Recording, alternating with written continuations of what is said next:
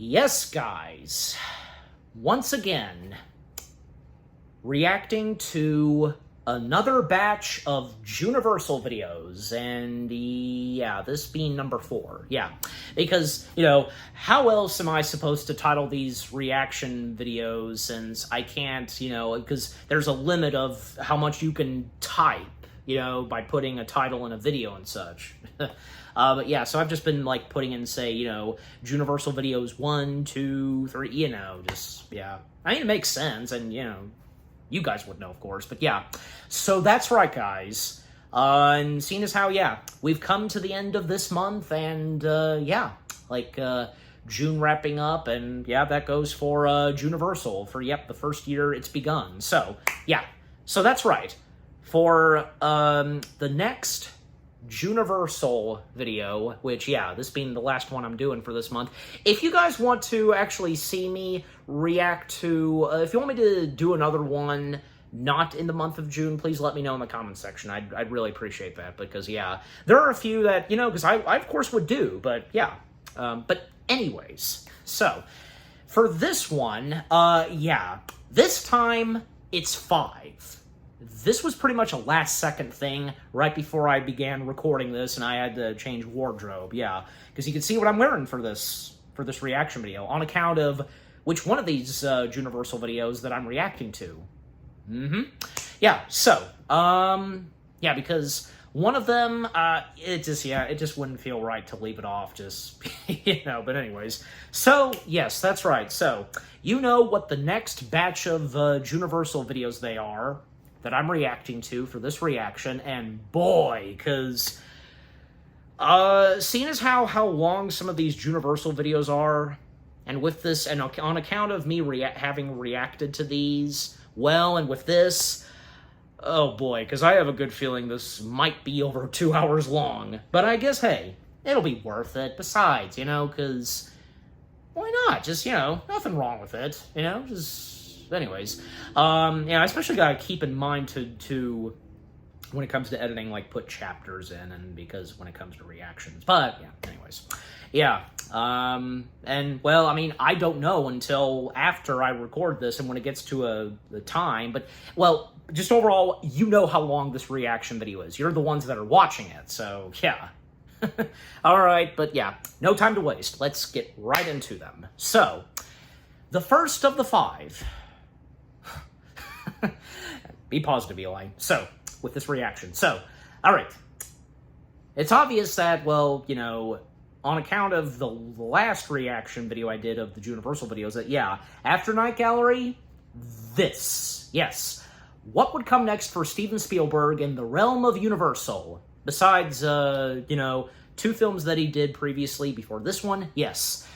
The first of the 5 Juniversal videos. 50 years of Jaws. Yeah. This ought to be fun. Yeah. With what Walter's gonna say, excuse me, of Jaws, and I think by now, because I think we all know about the history and facts of when it came to the making of Jaws, but probably there's still quite a few chunk of stuff, facts and such, that we probably don't know of, and with whatever Walter is going to bring up. But yeah, anyways. But yeah, so, and yeah, just very quickly, because, well, obviously, yeah, Jaws, it is a masterpiece, and if you've seen me and my dad's review of the first Jaws film, yeah, because it's definitely, without a doubt, one of Spielberg's top masterpieces, and I would say, it's in the Mount Rushmore of Spielberg's movies, pretty much. But, at the same time, just, Spielberg looking back on Jaws, actually, because one thing is, he now regrets making this movie because of how people have treated sharks.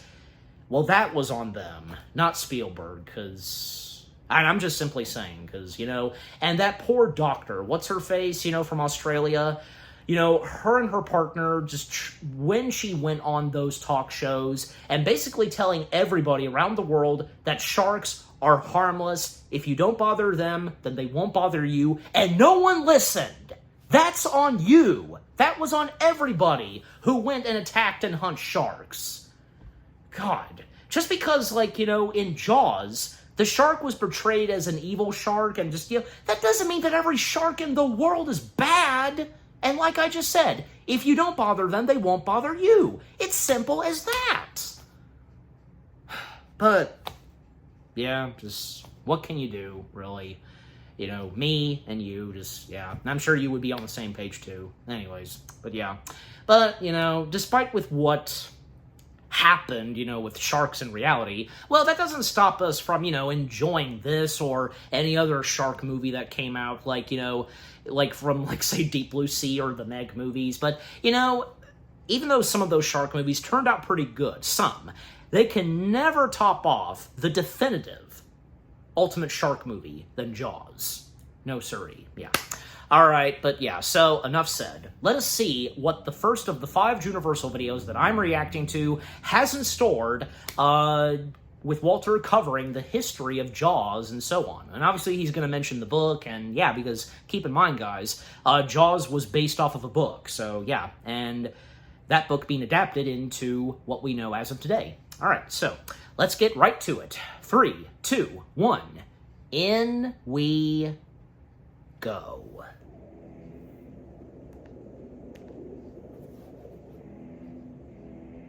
What they use here? A bathtub, I presume? By the posting of this video, Probably. It'll be just about the 50th anniversary of Jaws. You're gonna need a bigger boat. Perfect timing, right? It's one of the most iconic For Juniversal to movies happen ever in made. this. It's been called the first blockbuster. It launched Steven Spielberg's career into the stratosphere. Oh, It yeah. made audiences afraid to go into the water. It started a successful franchise. Well, it started a franchise. But it did puncture One's pop culture enough. in a way no film had done before. It was a shark. You know the quotes and you know the characters. It's also fairly common knowledge that the mechanical shark on set was named Bruce and often malfunctioned. But making this movie in general was a challenge even a young and mighty Steven Spielberg almost wasn't up for. What went wrong, and how did the cast and crew stay above water? Also, what was Spielberg's idea for a prequel that Universal turned down? Let's dive into the 1970s. I don't think I knew about that. The film that A changed prequel? the game forever. This is Jaws.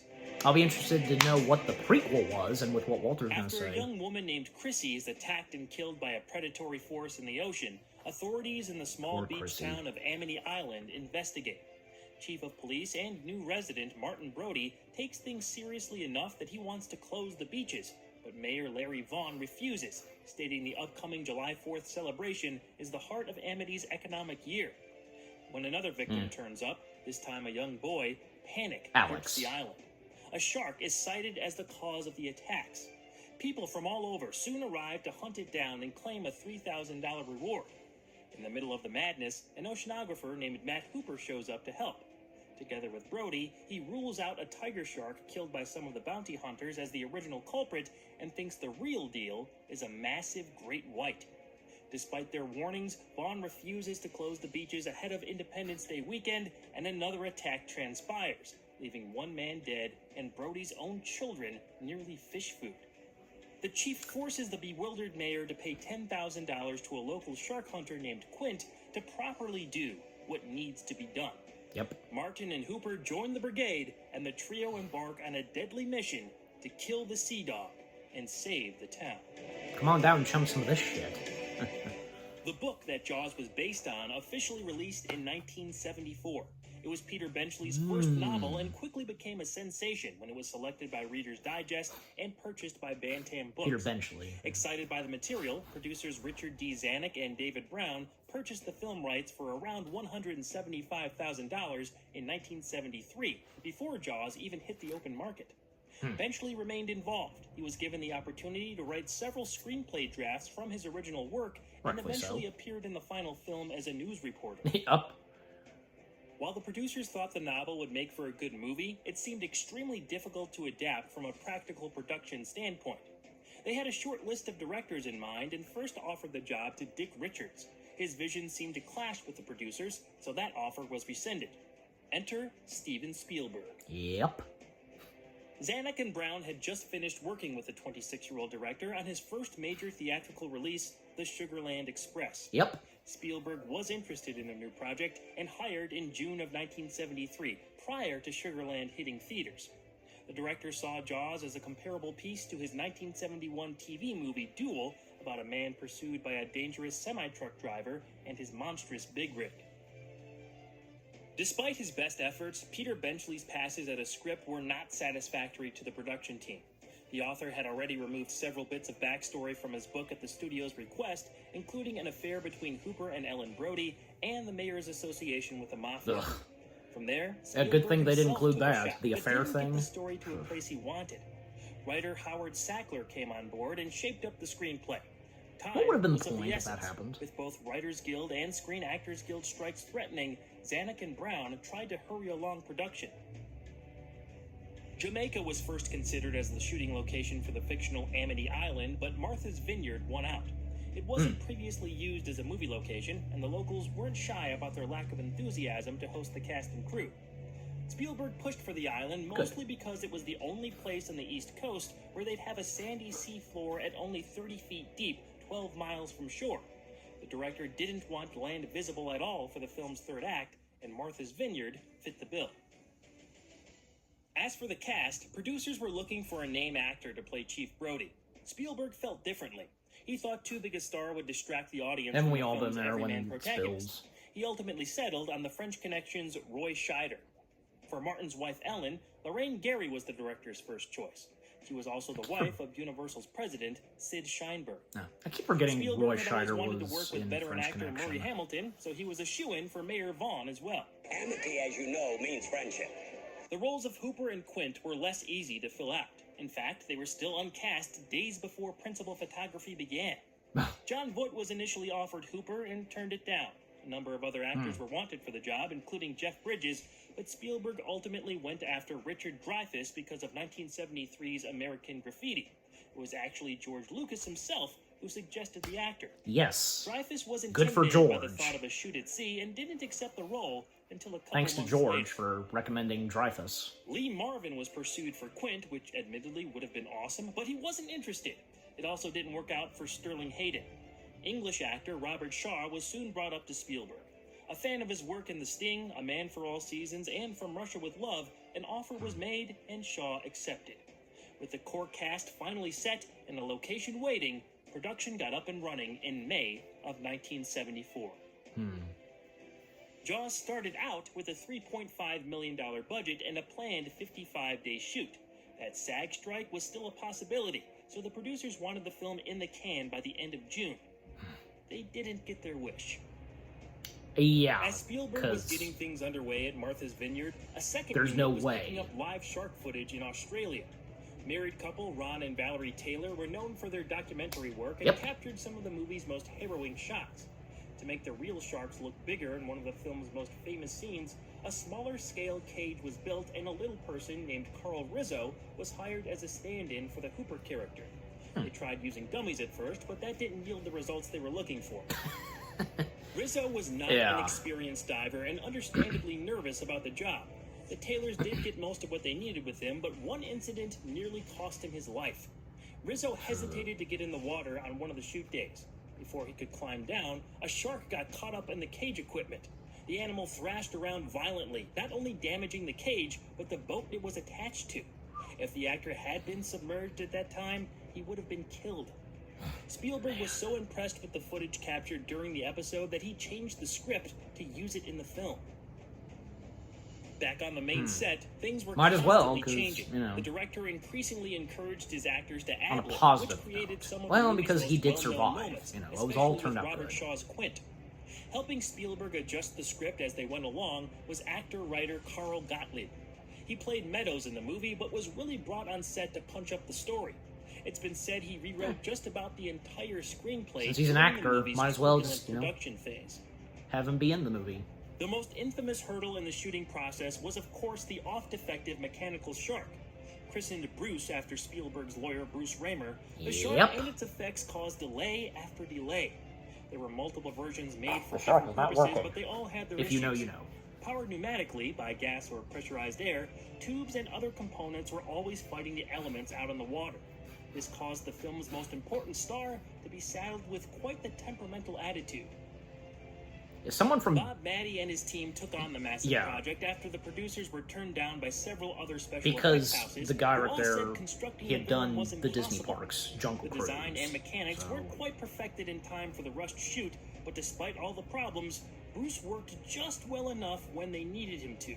What's present in the final As if they film didn't have the is basically technology at all that time usable to footage captured. have animatronics in This water. forced Spielberg You and know. company to come up with alternatives to showing the picture's biggest draw as often as first thought. A minimalistic approach to the animals' appearances helped build Jaws into the thriller it became, but the suspenseful scenes showcasing POV shots, the yellow flotation barrels, and the anticipatory chill of John Williams' seminal theme were necessities at the time. Oh, yeah. The use of the color red, mostly saved for blood in the water, was also a masterstroke of production design, adding to the threatening nature of the situations our characters were placed in. Mm-hmm. The director later admitted all these ingredients combined for a more effective and terrifying feature than what was originally conceived. He's compared the movie's style to that of Hitchcock, with its slow ramp-up of tension when the shark is around.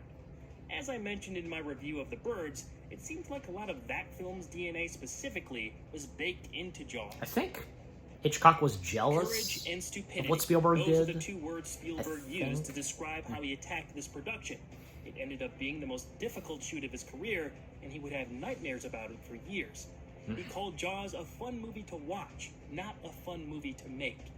Yeah, it is. The main aspect that caused the production They so made much one hell of a grief was film, pardon my Spielberg's French, but it's decision true. to shoot out on the real ocean. That had never really been done before on this scale. Nope. Variables like wind and waves moving shots out of whack, other boats passing by on the distant horizon, and pretty much everyone getting seasick were not taken into account, which meant the loss of valuable time. A good day on the water meant maybe 5 usable shots, but most days weren't good. Sometimes they'd come up empty-handed. Quint's boat, the Orca, even started to sink at one point due to an equipment accident. The camera fell underwater, and the film inside was almost destroyed. Oh. Disaster after disaster dragged down the crew's morale. Spielberg's actors were also butting heads. Robert Shaw and Richard Dreyfuss traded barbs, with Shaw often insulting the younger performer. Because of all these issues, there was no timeline on when the movie would wrap shooting. Zanuck and Brown had a tough time deciding to let the production continue on. They feared stopping would be the end of the movie and it'd never get going again. The producers did not pull the plug. Their motto was to keep shooting and make do with what they've got.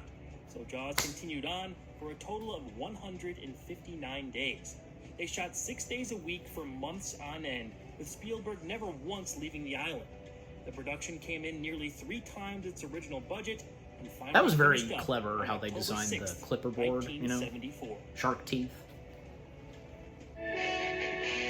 Okay, back to the movie, because now we come to spoilers. Quint's ship, the Orca, quickly encounters the violent force of nature, but it proves powerful and 12 minutes intelligent. They're able to harpoon it with lines attached to flotation barrels and make several failed attempts to take it down. In their battles, the shark damages the boat and its engines. Quint leads the predator closer to shore, where Hooper tries to inject strychnine into its mouth while in a shark cage. The animal foils the plan, destroying the cage, sinking most of the Orca, and killing Quint. In a last-ditch effort, Brody throws a scuba tank in the shark's mouth and is able to line up a shot with his gun, piercing the tank with a bullet. It explodes in spectacular fashion, finally destroying the great white once and for all.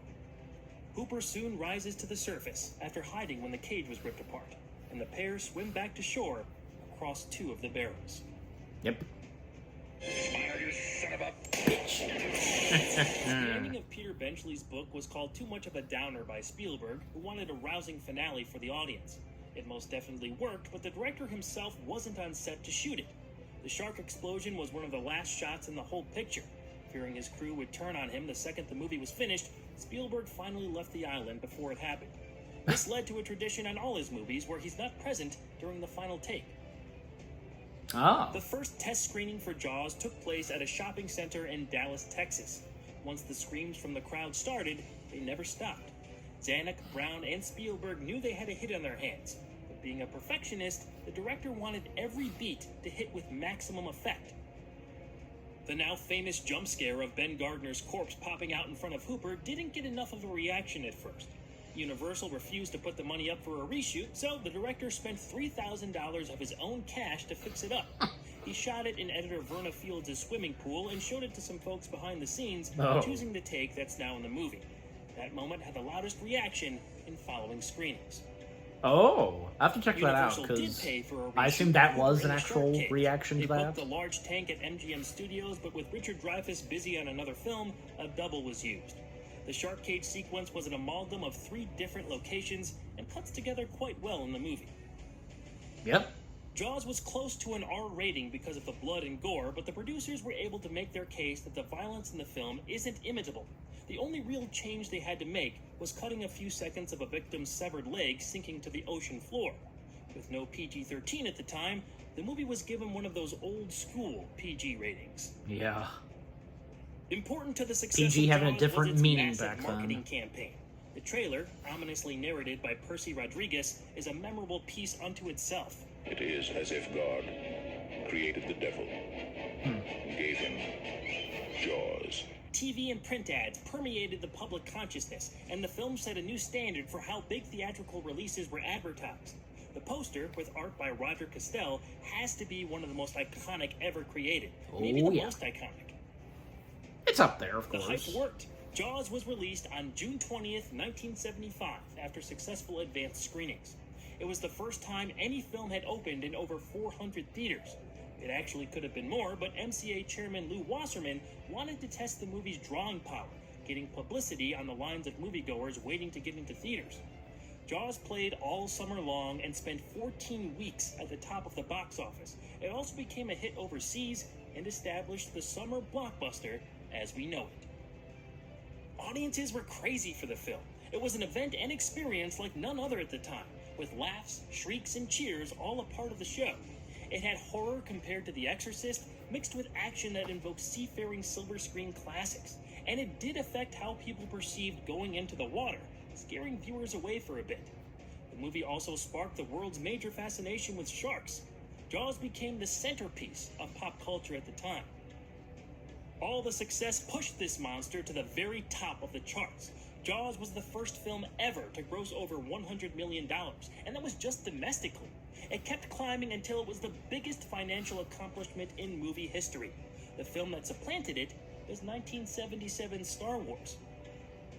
Yep. Critics and audiences weren't the only barometer of achievement. Jaws went on to be recognized with several industry awards. Spielberg was not nominated for directing, but Jaws was up for Best Picture at the Academy Awards and took home Oscars for Yeah, Best even like there's Sound, footage of Editing, Spielberg and John seeing Williams' that he was score. not nominated. Speaking of the music, it's still one of Williams' most well-known and simple themes. Yep. It is. Spielberg was a fan of the composer and finally got to work with him on the Sugarland Express, vowing to use him on future films as much as possible. When Williams played the director his idea for the Jaws main theme, Spielberg thought he was joking. He said it was too basic. But after John played it a few more times, the director understood what his friend was going for. Now, Spielberg says the music is responsible for half the success of the movie. Williams thought of Jaws as a pirate film. It's primal and terrifying, but also fun and entertaining. That would explain Yep. some of his vast tonal shifts.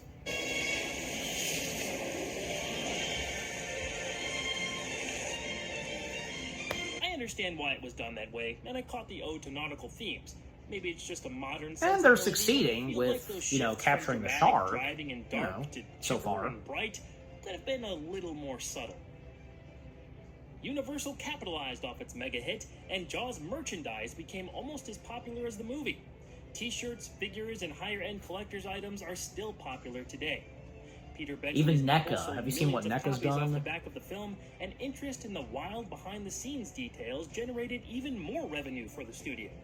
The Jaws log, written by Carl Gottlieb, delved into everything it took to bring the shark to screen, proving popular among amateur filmmakers.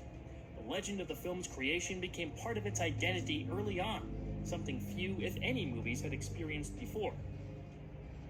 Admiration among the masses spawned plenty of imitators in the ensuing years, pretty much creating a subgenre.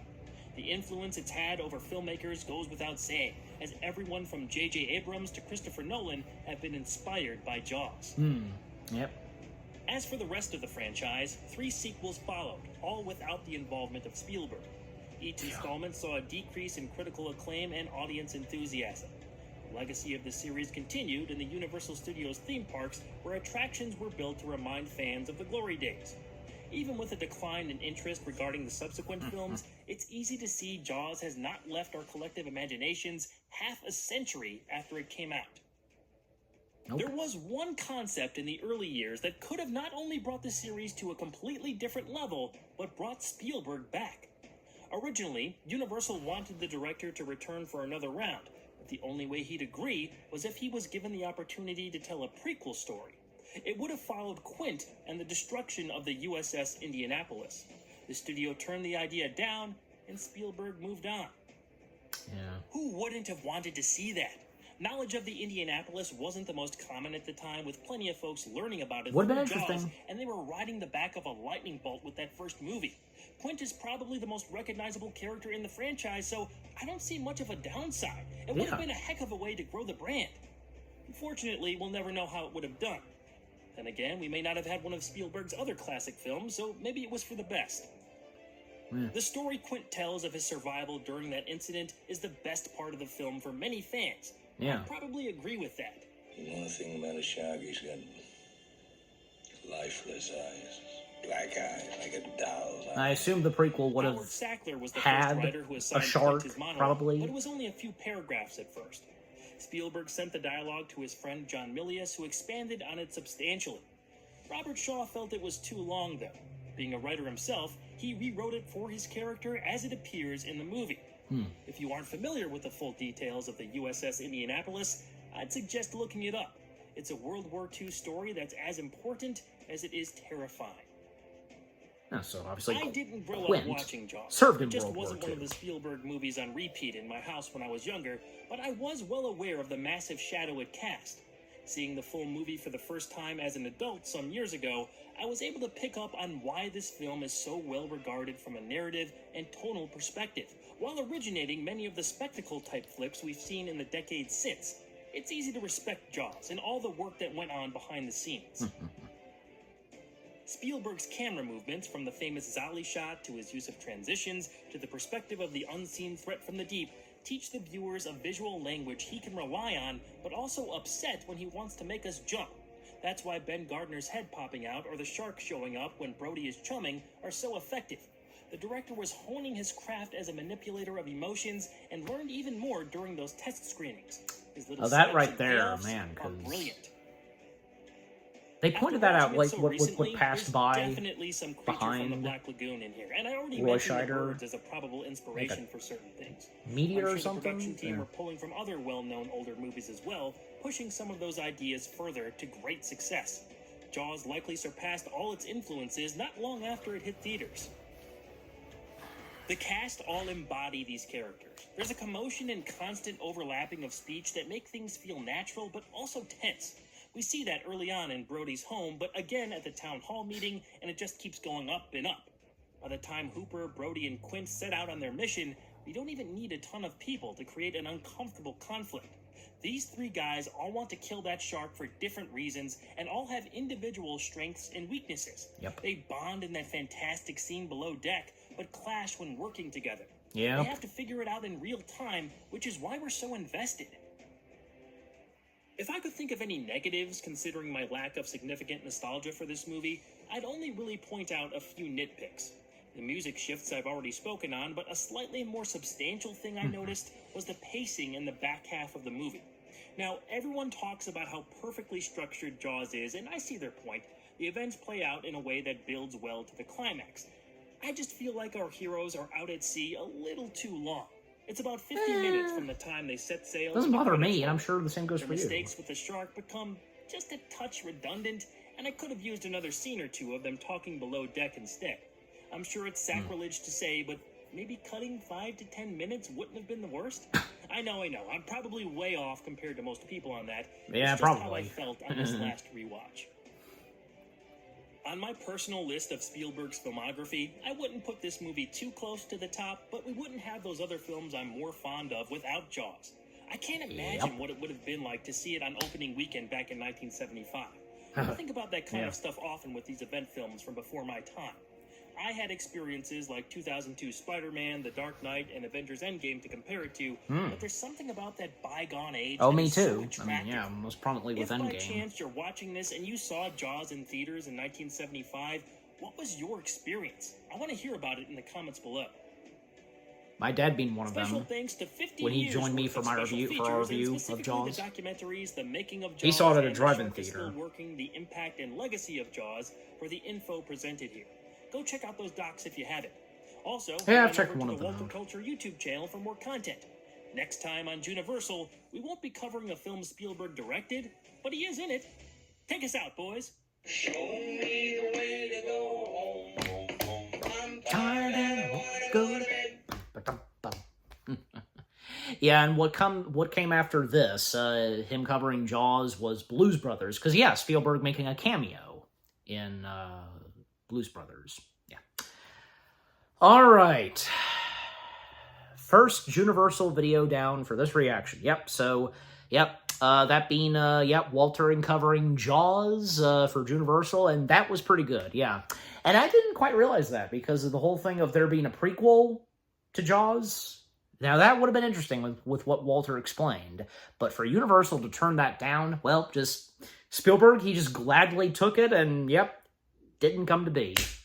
But it would have been interesting for sure. And I presume that, well, obviously, had the prequel had happened centering on Quint, I assume we would have gotten a shark, because, well, I was going to say this, why else would Quint be so good at being a shark hunter? Of course it has to be in it, you know? But, yeah.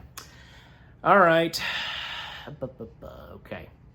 All right, so, yeah, so we're not doing Blues Brothers because, well, you know what the 5 Juniversal videos are that I'm reacting to. So, number 2, Juniversal video number 2 for this reaction, that being Universal's Muppet Madness.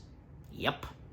So, I'm guessing some of you probably didn't know that there was a time where Universal was involved in the first 2 ever Muppet films that existed. You know, the Muppet Movie and the Great Muppet Caper. Great Muppet Caper I actually didn't know of, but for the Muppet Movie, yeah, I knew some because, well, you know, when the Muppet Movie first came out in 1979, well, Universal was responsible for distributing it.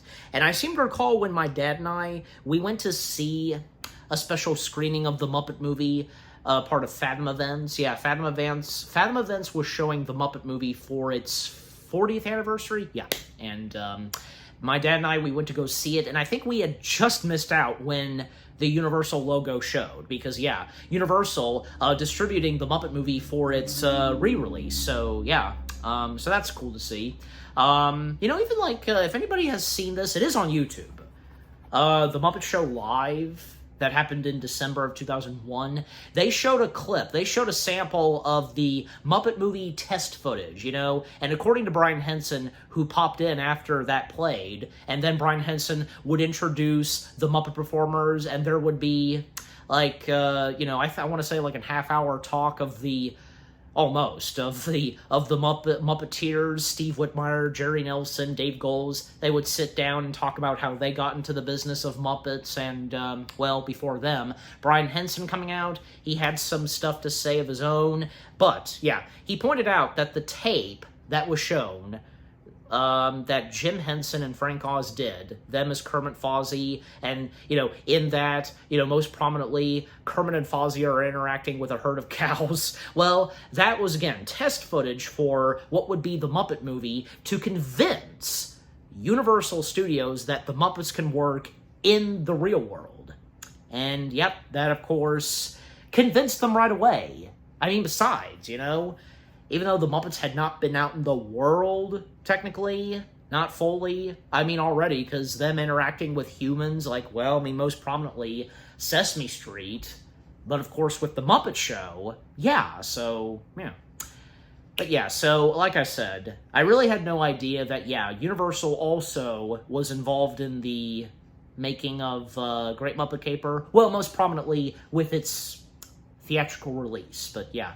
And with what Walter's going to specifically say, give us more proper detail on Universal's involvement with the first two Muppet films, and I assume that he's, if not, obviously going to mention the first Muppet movie, the Muppet movie itself. I mean, he'd have to, but alright, anyways. Alright, so let's now dive right into it. The Juniversal video number 2, Universal's Muppet Madness. Starting in 3, 2, 1, on with the show. Their own Kermit puppet. Yeah, I've seen that before. I didn't expect to see this in here.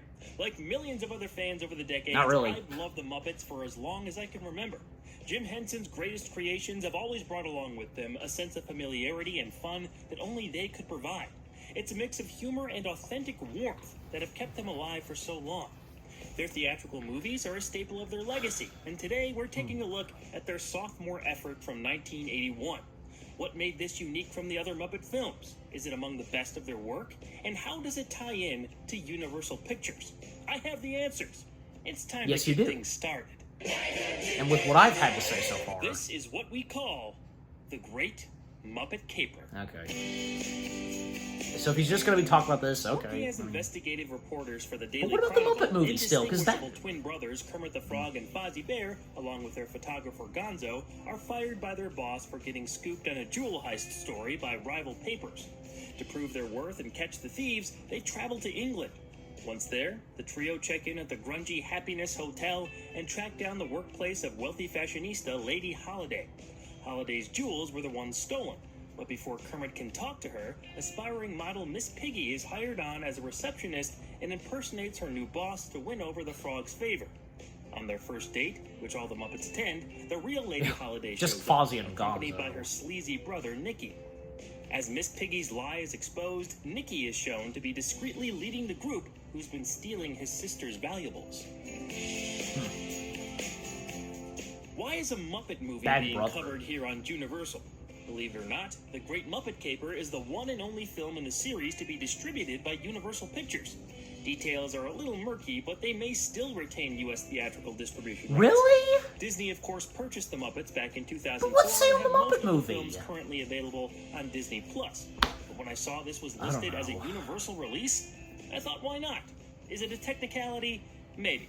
I think you'll agree, though, we can all use more Muppets in our lives.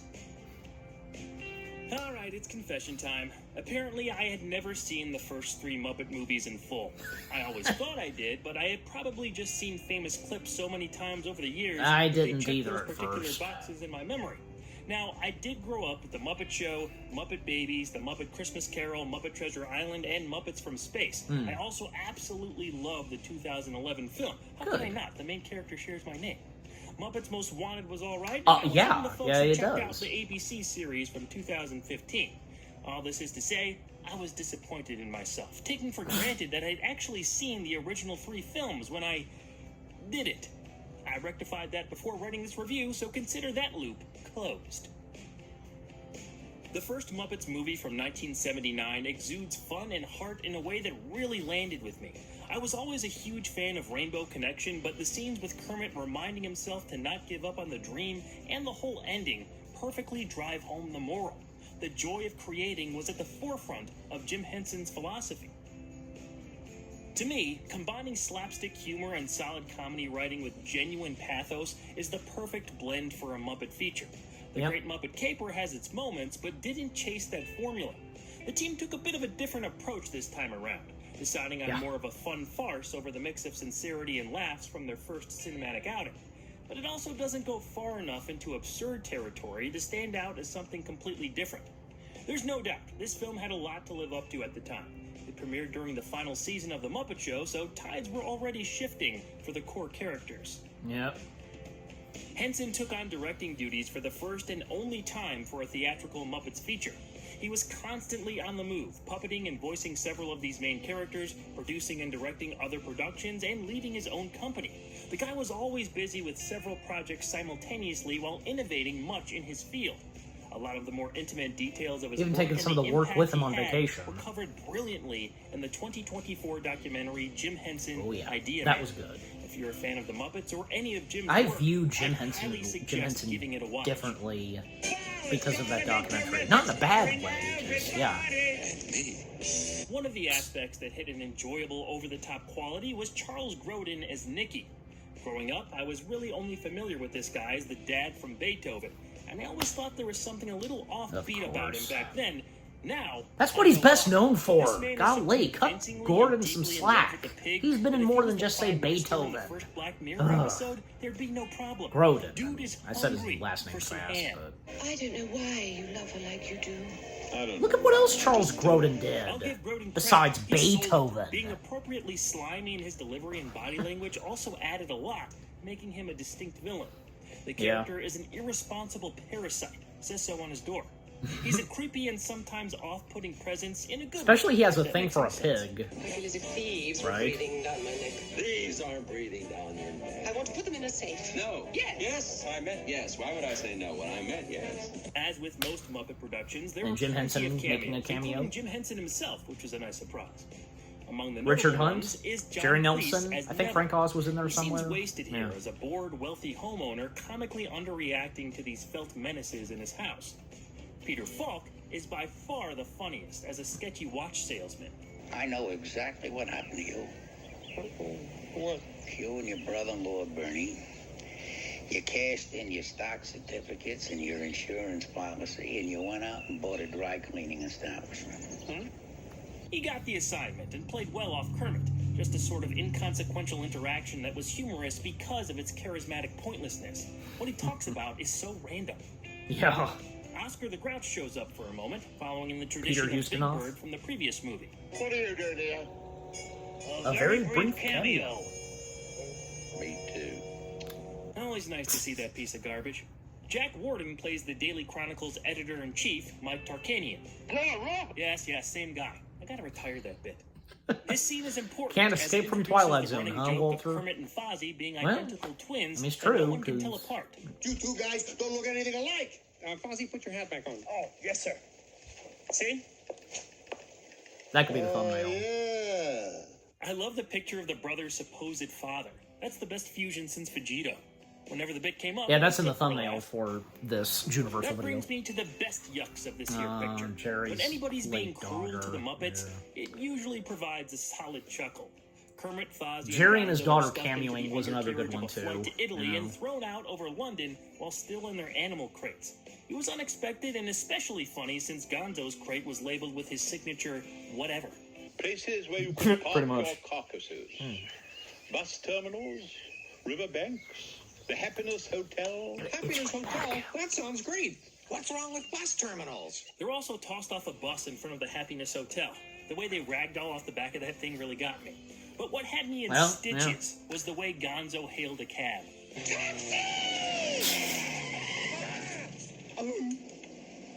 I laughed so hard I Beauregard. nearly snorted. Gonzo's often hysterical for how eccentric he Beauregard's can be, but Taxi, this had to be one of his most hilarious moments. Was It's at such a Hollywood simple joke. Studios for a long time. There's a point The where backlot Kermit and Miss tour, Piggy in the argue in the queue. park, breaking the fourth wall in a very humorous way. At first, they follow the script, but soon get into a real argument. You're overacting. You're overacting. You're hamming it up. I am not. I am trying to save this movie. I don't need this lousy duck farm I'm here. sure you don't need a lousy You duck just farm. walk. Okay, You sure, just go walk. ahead, walk. Okay, walk. Sure, walk. I'll go ahead and walk. They do that meta joke a lot. It's basically the premise of the whole opening number, but it happens more frequently than I expected across the movie. It's plot exposition. It has to go somewhere. Anyway. Of course, the Muppets That's are known acceptable. for this kind of After all, it humor, is the pulling out Muppets. cliches, etc., but the joke kind of got old. It works in some scenes, but recurred 2 or 3 times too many. It was to the point where I was asking why this adventure they were play acting in was important at all.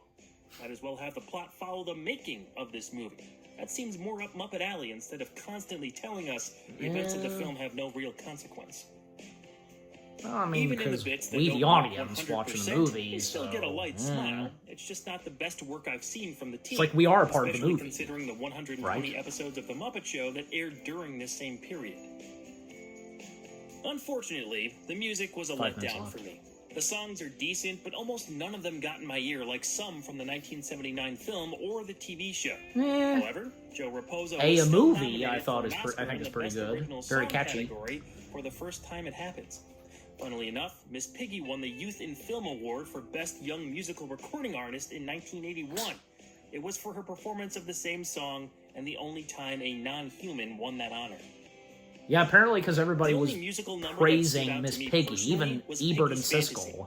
It was the most memorable And that's kind of a entertaining good in the film. sign, because The in overall some ways the sequence was Muppets are actually alive. really impressive. It involved synchronized swimmers, water effects, and Miss Piggy herself swimming underwater. They even had air bubbles blowing out of her nose and a harp strumming away beneath the surface. There's a point where she's lifted up on a rising fountain with sparklers in her hair. She stands there in all her slow-motion glory before leaping off. And that's a full diving body into the pool performance of below. Piggy. I think they had to have pulled that off with an actor inside a suit. It's a Yes. seamless transition of Pretty what much. I'm sure were different approaches stitched together to bring this scene to life. By the way, with Piggy and the water ballet, I love Mickey's operatic that voice was in on there, the same too. set contrast of is Empire perfect, Strikes Back. And Piggy even calls him out for it later. You can't even sing! Your voice was dubbed! Several other effects with the Muppets in this Except film for should Kermit's. always be appreciated. The bike scene clearly ups the ante from the original film, and while I didn't think the song was anything special, there's no denying the innovations shown off by the crew. A mix of techniques like animatronics, marionette rigging, and Brian Henson simply pulling them along. Yeah, make up for an ahead, all-time moment. because... But, you know, I don't think that matters, because they blend well, you know? Spoilers, back to the After film. Piggy and Kermit make up, she's framed for Nicky's crimes. The real offenders then plan on breaking into the Mallory Gallery to steal Lady Holiday's most expensive piece, the baseball diamond. Gonzo overhears them and There's literally informs like the a other glove, Muppets. you know? Together, they plan on stopping shaped the like a robbery glove. and exposing the criminals. After breaking out of prison, Miss Piggy enters the fray, which ends in Kermit and the gang foiling the heist. Police arrest Nicky and his accomplices as Fozzie, Gonzo, and Kermit are joined by the rest of their friends on their trek home to America. All of the There could be Muppets, physical violence. they could they be were present at gunplay, Happiness Hotel, but and then the they slightest just chance that ditched somebody Happiness might even Hotel. get killed. Yeah, it'll be a lot of fun to go out there and risk our lives. The Great Muppet Caper opened on June 26, 1981, to an underwhelming box office return. The sequel netted $31.2 million off a $14 million Would it really budget. be a sequel? It was still a Because, you moneymaker, know, but brought in less than half the theatrical haul of its predecessor, making it somewhat of a financial disappointment. Critics and audiences at the time seemed to like the movie, but not love it. What made the Muppets great in the first place on television and in their first movie was the way they seemed to reflect real human qualities. This time, they're so one-dimensional, so shallow, and so prepackaged, why... and too much they're almost craziness like happening. Roger Ebert But- was more negative on this film, giving it 2 stars and not recommending it on his show with Gene Siskel. I point to his analysis because I share Gene a lot had of a the same had thoughts. some While positives, there are more positive enjoyable things for moments in this. the Great Muppet Caper than not, it appeared to miss the point on maybe the most important reason why we love the characters. They're funny, they're cute, and they're entertaining, but they lack the They've always reflective been human cute. emotion here, which might be why they went back to the more tried and true formula in 1984's The Muppets Take Manhattan. I still like this film, but to me, it's too. just okay. Sort of a middling entry in the franchise, and went down a route that wasn't as interesting as it could have been. And yet, we're still provided with fun-to-watch technical achievements and a so-strange-you-can't-look-away antagonist. A few really funny bits hit their targets, and this adventure in particular left me wanting more of Gonzo. It would be quite a while before Muppets from Space came out with him as the centerpiece. Whether you like Yep. that movie or not, Gonzo deserves like his it. time in the spotlight there. When I look at the whole picture, the Great Muppet Caper is almost stuck in between several good ideas. If they went all the way with the making a movie thing or leaned into the jewel heist plot as something a little more wild and crazy, I think this would have worked out better. As is, it's a passable Muppet adventure and still a recommendation. Check it out for yourself if you're like me and never did. For the Muppet fans who I'm sure grew up watching this movie, what are your thoughts? Am I way off? Is this a favorite among the fandom or just a personal favorite of yours? Let me know in probably the comments both. below. Make sure you head on over to the Walter Culture YouTube channel for more content and join me next time here on Juniversal. We're going back to the Spielberg well for one of the most successful movies ever made. So hop on and enjoy the ride. Yes, yeah, we know what that is. Yeah, because, you know, the bicycles and... Okay, alright, so that was the Juniversal video of, yep, the Great Muppet Caper. Okay, so, yeah, I did not know, and you saw my reaction. That was genuine, because where apparently The Great Muppet Caper being the only Muppet movie distributed by Universal, Universal being involved. But what about the Muppet movie? I know this, but you guys can let me know too if I'm not wrong. I have a good feeling that I am right on that. Maybe Walter didn't know. I don't know. Probably that was intentional. That was not intentional of him. I really don't know, but I swear, because even Brian Henson himself stated that when it came to the test footage, they did that test footage to convince Universal Studios. But yeah.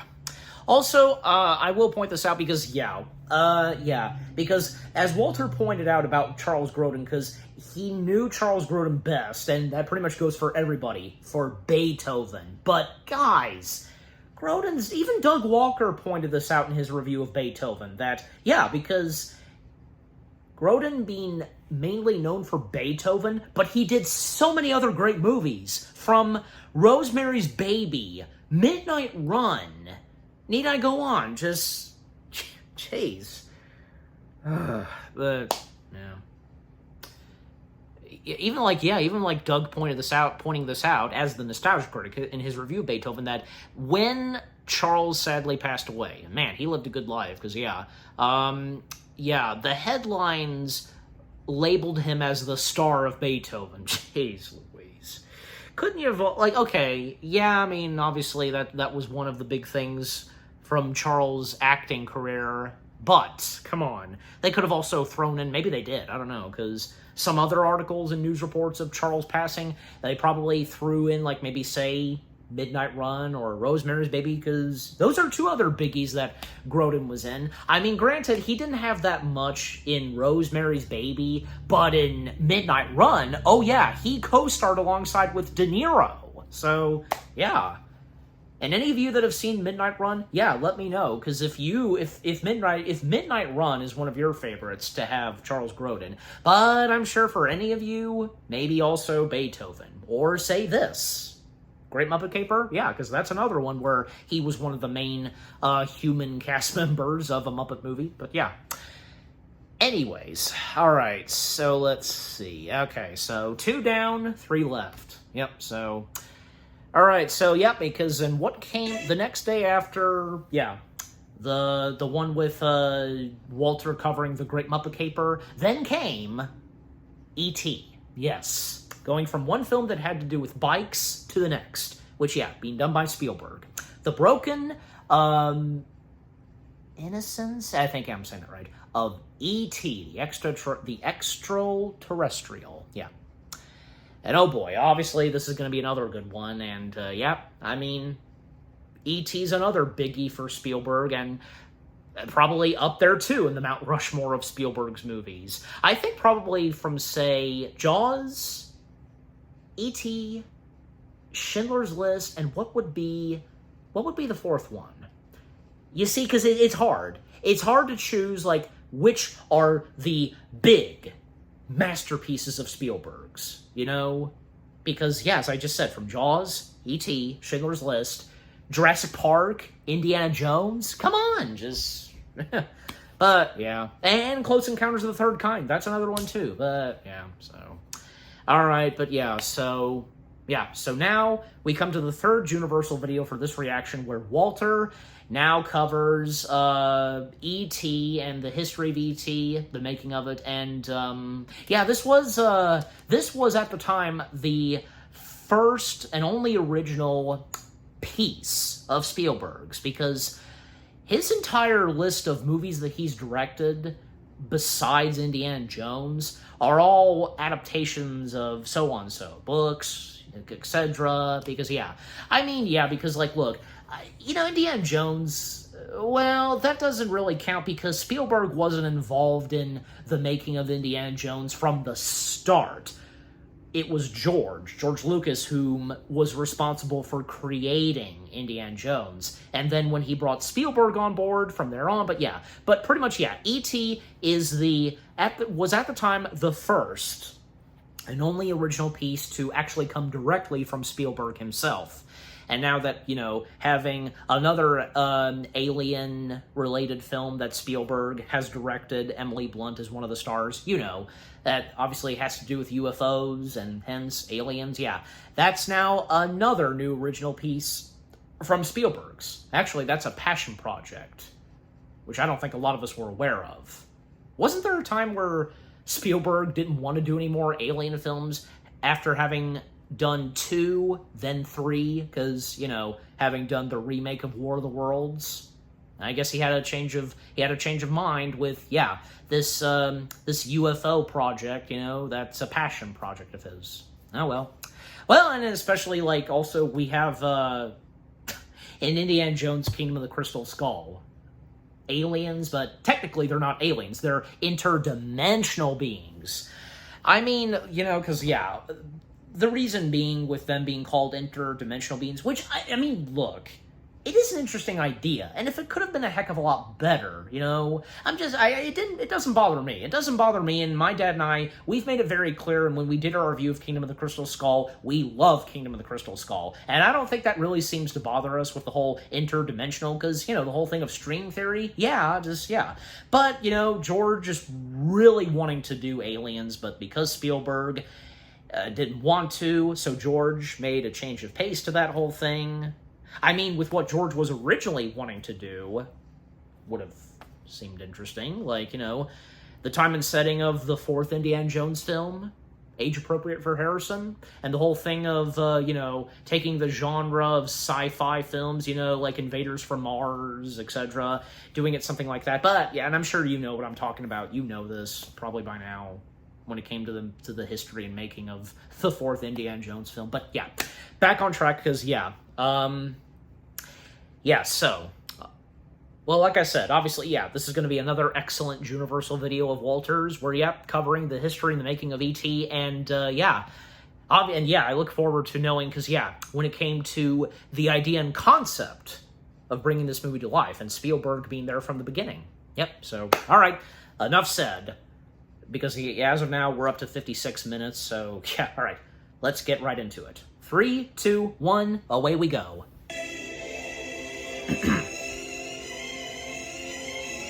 At one point, this was the highest-grossing movie of all time. It was a phenomenon that captured the culture in a way very for Spielberg and few movies had Universal, before, and it is without a doubt one of the most influential productions of Steven Spielberg's hailed career. We're still seeing its impact 4 decades after its initial release. Yeah. The challenges, triumphs, subtext, and still and making us teary-eyed. Accusations behind this film have been the subject of much fascination over the years. It may very well represent Spielberg at the height of his powers, and he was nowhere close to being done. Huh. For as successful as this was, Spielberg has held on to his vow of never making a sequel film. But that doesn't mean he didn't think about it. What were the ideas he threw around, and how did the franchise continue on in other ways?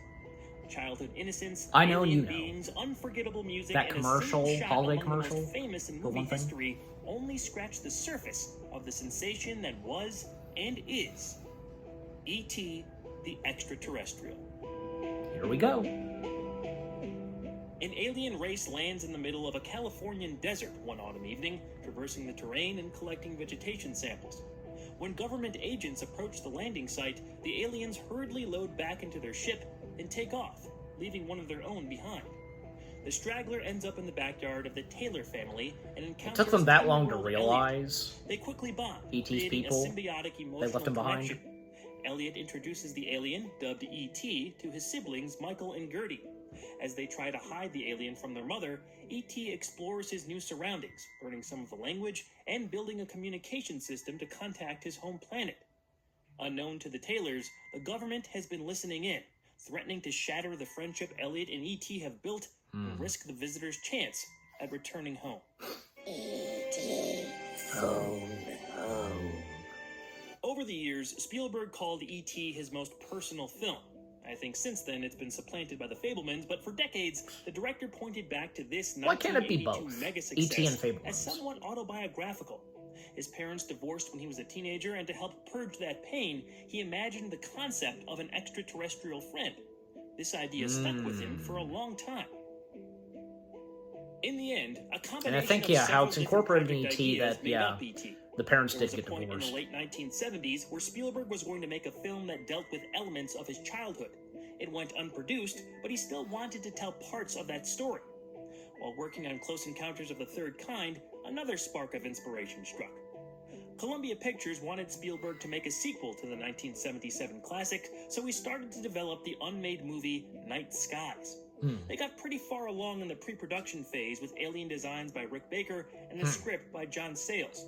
Ideas from Night Skies were eventually cannibalized into E.T., Poltergeist, and Gremlins. There's a lot more to what went down there, so I encourage you to dig deeper. It's a fascinating situation. They look cool, those alien designs from Rick Wanting Baker. a change in direction Rick for Baker Night never Skies, disappoints. Spielberg approached writer Melissa Matheson on the set of Raiders of the Lost Ark. It took some convincing by both the director and his associate, Kathleen Kennedy, but she listened to the more emotional story Spielberg laid out and penned a script called E.T. and Me. The director called it the best first draft he ever read. Columbia was not pleased, however, and passed on the screenplay. According to Spielberg, they chose to develop what became the 1984 movie Starman instead. He then returned to his friend Sid Sheinberg at Universal, who was willing to take a shot at a more kid-friendly production. Universal bought the script from Columbia and covered the costs of Night Skies development up to that point. Supposedly, Columbia retained 5% of E.T.'s net profits, making the studio a considerable amount of money for a film they ultimately didn't make themselves. Universal wasn't the most confident, since kids' movies hadn't been successful in years. The $10 million budget was secured through a bonding company to guarantee the film's completion. Even though E.T. had pieces of Spielberg's childhood in it, it's not a direct reflection of his own upbringing. The setting was an idealized suburbia. The main character was a middle boy, where Spielberg was the oldest of his siblings. The character of Elliot just wasn't a one-to-one comparison, but the pain of a divorce from a child's perspective was the inciting emotional obstacle. Dad would believe me. Maybe you ought to call your father and tell him about it. I can't. He's in Mexico with Sally. Matheson's script went through just a few revisions, with Spielberg collaborator Matthew Robbins apparently writing a draft. A few sources online say he made additions and subtractions that showed up in the movie, but was left uncredited. In any case, the core of the story was always there, evolving further during the shoot. The look and on-set practicality of E.T. himself took up a large portion of the pre-production phase. The director wanted a combination of wisdom and innocence with an overall appearance that only a mother could love. He cited the eyes of Albert Einstein, Carl Sandburg, and Ernest Hemingway as examples, often combining pictures of other unique facial features to give an idea of what he was looking for. Ed Verreau came up with the initial concept drawings following Spielberg's descriptions, and the character was officially brought into the world by Carlo Rambaldi. E.T.'s signature elongated neck was a feature added to help with the suspension of disbelief, leaving the audience guessing where a person could fit into the suit. The alien was also thought of as being made up somewhat of vegetable parts, since the race in the film are botanists. They utilized this detail when E.T.'s organs are visible through his heart lighting up. Not wanting to repeat the problems he encountered on the set of Jaws, Spielberg had the mechanics behind the character tested extensively before starting principal photography. A mix of animatronics, puppetry, and physical performers filling out different portions of the E.T. suit were utilized. All this prep work paid off. There were no delays or problems when it came to the effects used to animate the titular alien. The director himself voiced the character on set to interact with his actors. Ultimately, vocal designer Ben Burt found a woman named Pat Welsh to give E.T. his unique pitch. Burt then altered it a touch, adding in animal sounds and a total of 18 different contributors to cover all the different noises the character would utter. Yep. Only when he's screaming.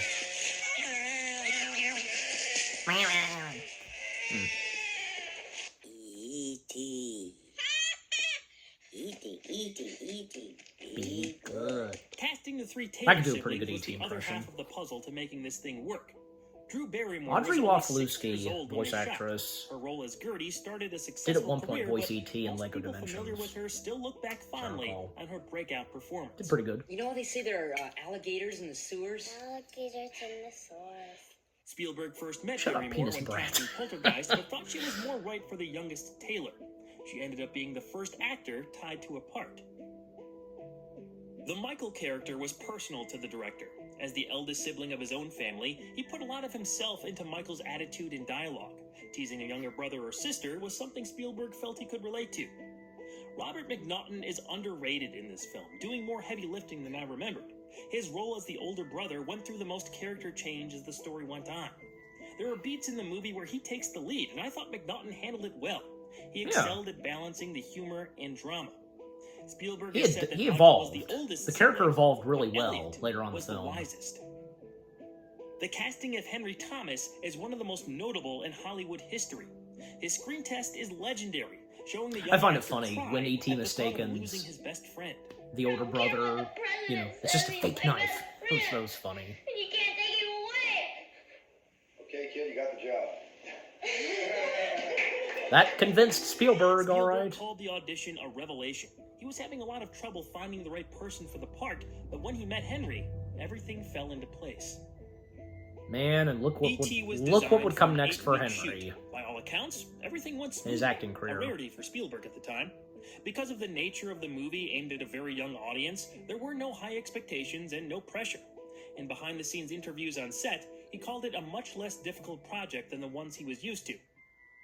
For the first time, And the same in his thing would career, happen with Jurassic the director Park. didn't That too. storyboard the entire film. An easy He and sketched out about 40%, but felt he was good cornering project, himself. you know, to work on He for wanted room Spielberg to his improvise liking. and get truer performances out of his actors, which paid off. Joining the set as an associate producer was scribe Melissa Matheson. She was Spielberg's right-hand man, revising pages when needed and keeping things running efficiently Right-hand by woman, you providing the mean? director with index cards of what they were shooting day by day.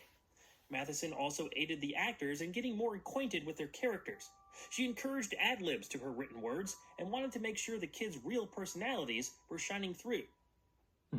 Spielberg felt like a father figure to his child actors and stayed close with them for years after, saying they Did prepared Melissa him for real fatherhood. Feel like, you know, Stories didn't from it feel like set, Melissa was like a Spielberg mother dressing up figure an as well? old woman I for don't know. Halloween were well known to the public after the film became a big deal. The young actors also felt a real connection to E.T. while filming. The operators of the puppet were located off-set, with the cables manipulating the characters' expressions hidden underneath the stages. This helped Man, everyone even the buy into eyes. E.T. as another actor to play off of. Most of the movie was shot in chronological order as well. Yeah, just keep the helping to character pull of the E.T. appropriate alive even when emotions not out of filming. those on screen. All those little touches to get the best out of everyone showed up in the final product. An important attribute highlighting the film's childlike perspective was the aesthetic decision to obscure all the adults' faces for a majority of the film. The exception was Dee Wallace as Mary Taylor, and even that had a reason behind it. Because of the character's And divorce, one or two more Spielberg adult wanted to reduce characters. her to a place where her emotions were driving some of her actions, much like a child. It was only when Peter Coyote showed up as Keys that the adult point of view came into real focus. Yeah. Spielberg took that a step further when he used real doctors in the quarantine scene. And then when everybody All else the could see their medical jargon faces. spouted off by actual physicians instead of actors forced to learn foreign terms aided the authenticity, but drove the point home to the audience that things were becoming more complicated, and innocence was being lost. While she's known more in recent years as the controversial president of Lucasfilm, E.T. was Kathleen Kennedy's first solo producing job. She wasn't even 30 years old and had worked with Spielberg on 1941, Raiders of the Lost Ark, and Poltergeist. Yep. This, however, kickstarted a career collaborating with Hollywood's top talent as a co-founder of Amblin Entertainment. And she's good at that. She went on to produce or executive Right? produce projects like the Gremlins films, the Back to Being the involved Future in trilogy, Amblin. Who Framed Roger Rabbit, Hook, the first 3 Jurassic Park films, Twister, The Sixth Which Sense, she's good Indiana at. Jones movies, and many She's more. been good at. It all began with But the as incredible for being achievement president of Lucasfilm, E.T.. not really, The sadly. movie wrapped up shooting in November of 1981. A few months later, Spielberg met with John Williams to begin work on the music. It became one of the emblematic pieces of the composer's career. Unlike the fear and tension Jaws created, E.T. was all about childhood wonder. Yep. And John Williams knew exactly what to do, you know, when it came to the music We and all score. know Williams is a genius, but the E.T. theme is one of his best at creating a raw emotion. There's nothing else in his portfolio quite like it. When they were recording the orchestra, it was particularly difficult to match the music with some of the cuts on screen. In attendance for the recording, Spielberg let Williams and the orchestra play without beholding themselves to the edit. The director thought it was so good that he actually went back in and readjusted the film to fit the score, which is very uncommon. There's no doubt that E.T. just isn't E.T. without that beautiful composition. Exactly. Okay, back to the movie. Spoilers! On Halloween, the Taylor kids sneak E.T. out of the house, where the alien emits a Yoda. signal from his Because makeshift there's a kid communication dressed as device. Yoda at one point. Elliot and E.T. spend the night in the forest, but the next morning, only the boy remains. Eventually, Michael finds E.T. nearly dead outside the woodland. Upon bringing him back to the house, government personnel invade. A team of doctors and scientists quarantine the entire area, attempting That's to a way save for them to E.T.'s make their fading entrance in life. those spacesuits. Elliot's connection to his friend is strong enough that he's experiencing the same pain. The boy is seemingly healed when E.T. appears to die, but soon the alien's chest glows red and he's revived. The Taylors break him out of the facility and, along with some friends, travel back to the forest. The same spaceship seen earlier lands, retrieving their lost comrade after an emotional goodbye to his human friends. E.T. was previewed as a mostly finished film. The responses were said to be strong and loving. It was compared to how people jumped in fright to Jaws, but with very different types of emotional reactions. Applause, joy, and laughter replaced the screams. The completed movie was shown at the 1982 Cannes Film Festival with similar results from the crowd. After a warm reception from the French audience, Spielberg said he knew he had an international appeal in his little alien film. E.T. the Extraterrestrial opened to the public on June 11th, 1982. Audiences went wild for it. Critics hailed it as a film for all ages. It went beyond just a sentimental kids movie. Of course, that demographic was served, but it drew tears from young and old, awakening the bittersweet memory of childhood in adult viewers. Soon after its release, E.T. started to break records. Eventually, it became the highest-grossing movie ever made. That record would hold until another Spielberg movie topped it the following decade. Yup. Counting subsequent re-releases, And Universal, the film has brought in a total of nearly $800 million at the international box office. The movie was so popular, E.T. became a household name. His likeness was everywhere on all kinds of merchandise. The E.T. effect even influenced the sales of products featured in the film. Profits for Hershey, specifically Reese's Pieces, increased 65%. I like When the award Reese's season chocolate came around, sticks. the movie was nominated for 9 Oscars. It took home statues for Best Original Score, Sound Effects Editing, and Visual Effects. This also represented Steven Spielberg in the middle of his most culturally relevant phase as a director.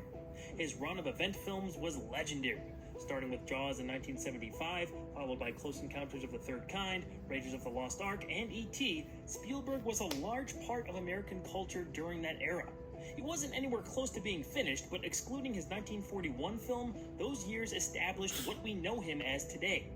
The director later said E.T. helped him grow as a filmmaker since the story hit so close to home, which led to other more personal movies soon after. Yep.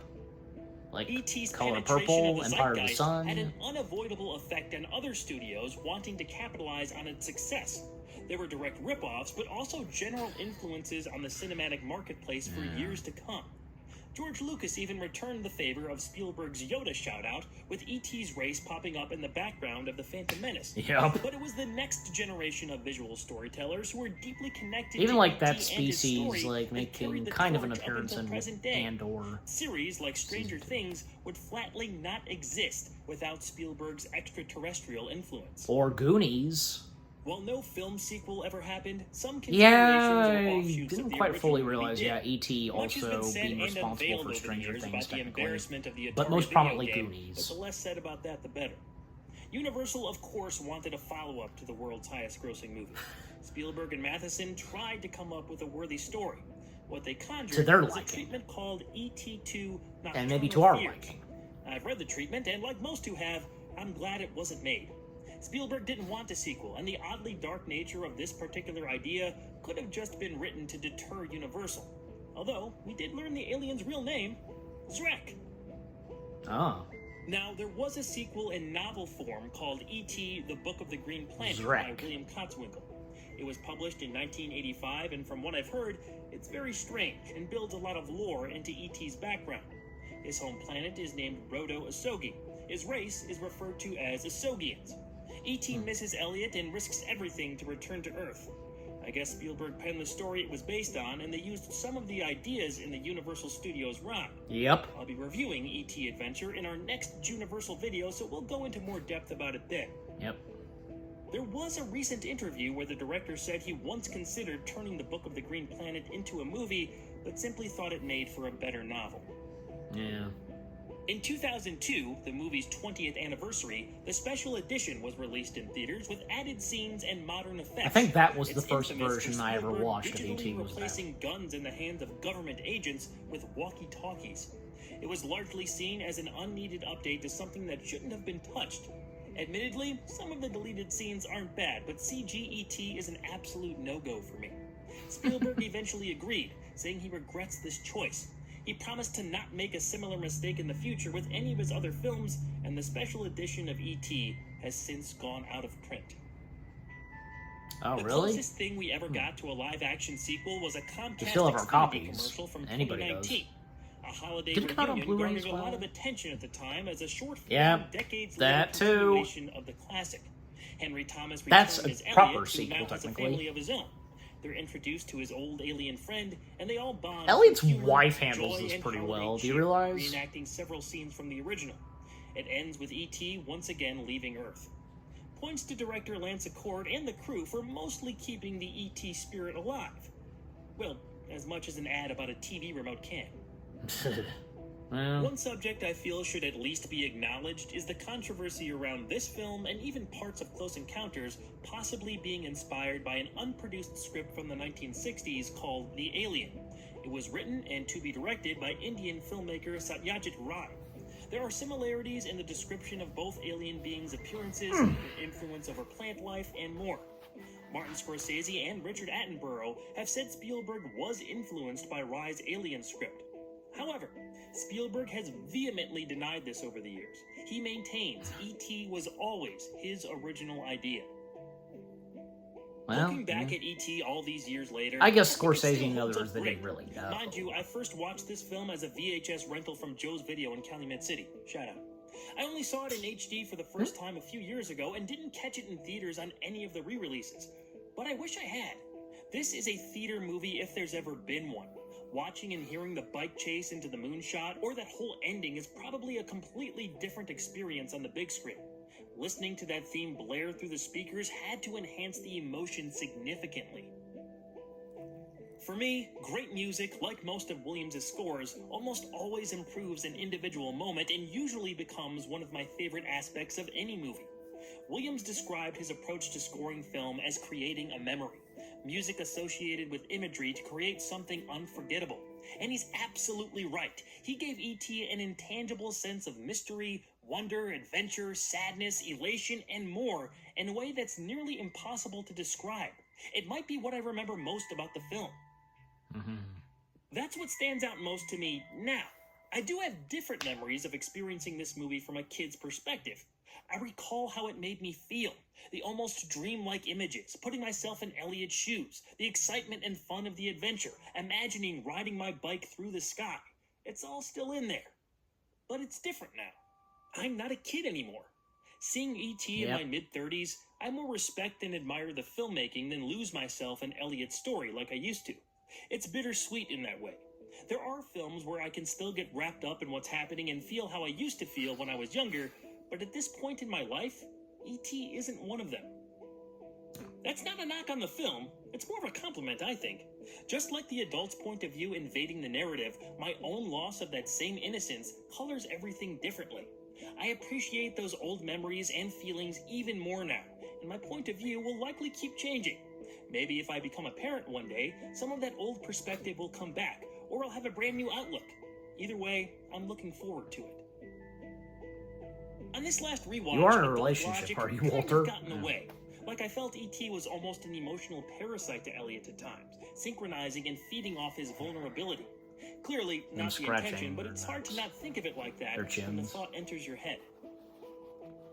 Another quasi-negative that's no fault of the film's own is that it suffers from what I'll refer to as reverse derivativism.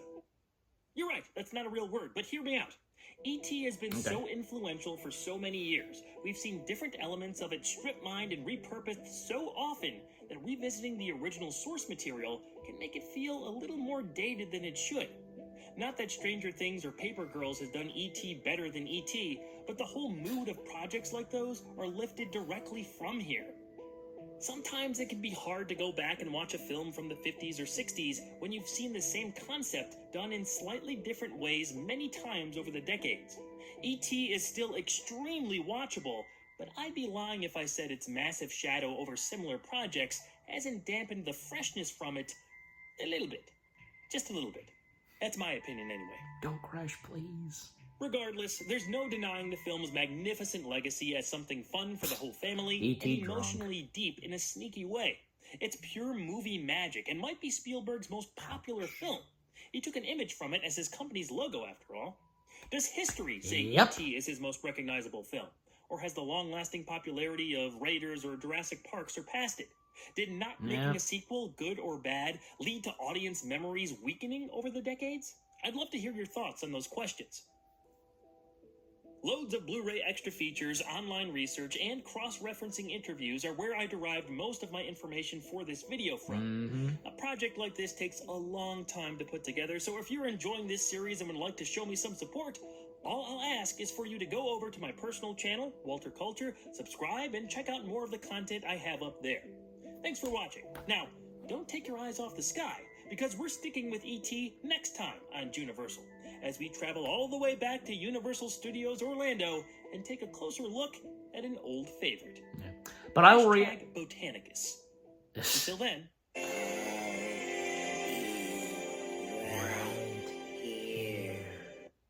Very fitting to end it off there.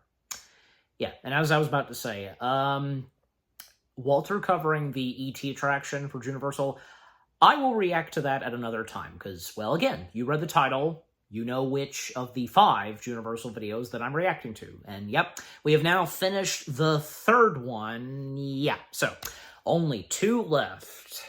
Jeez.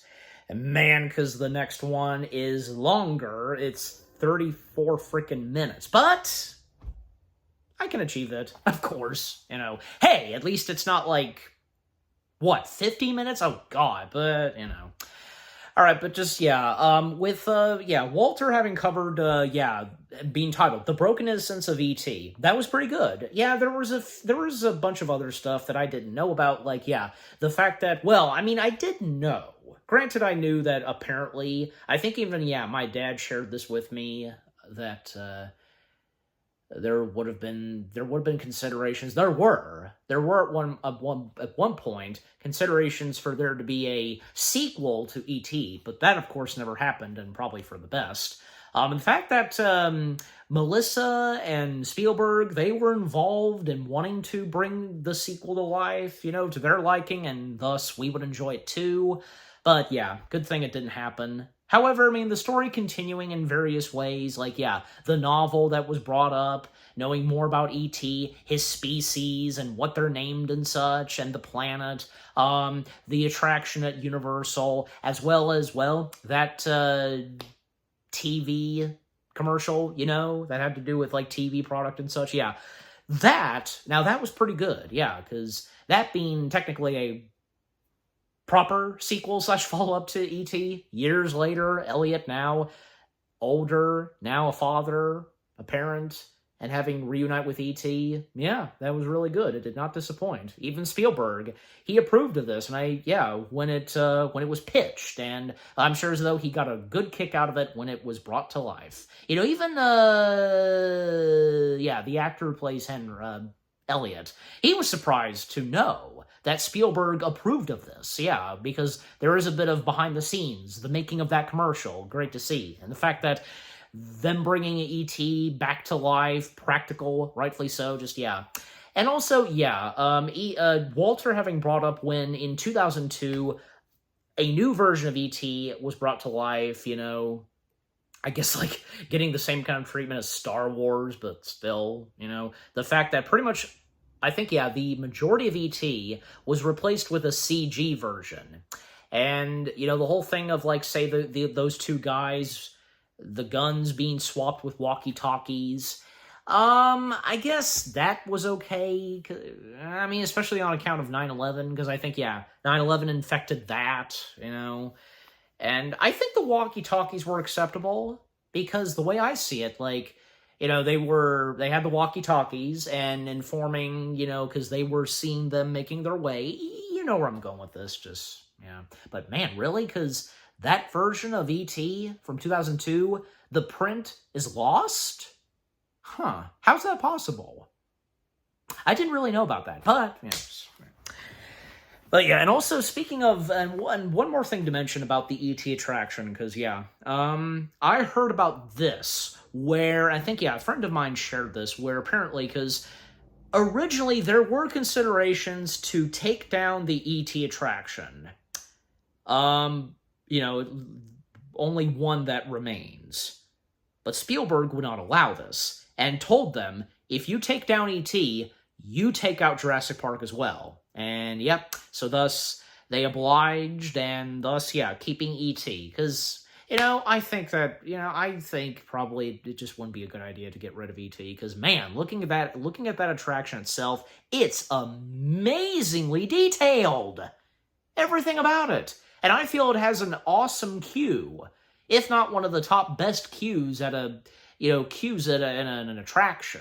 No hard feelings on, like, say, Disney's and others of Universal's. I'm just saying, I feel like the queue for the E.T. attraction is right up there with some of the other awesome queues at any theme park attractions. Not just Universal, but Disney as well, all together. Is there anything else to point out about E.T., the movie itself?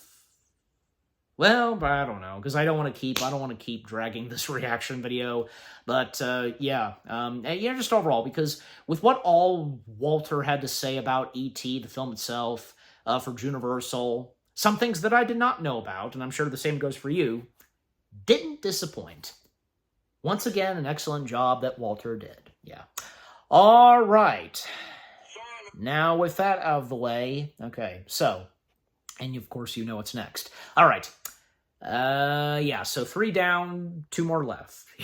So, the second to last Juniversal video for this reaction.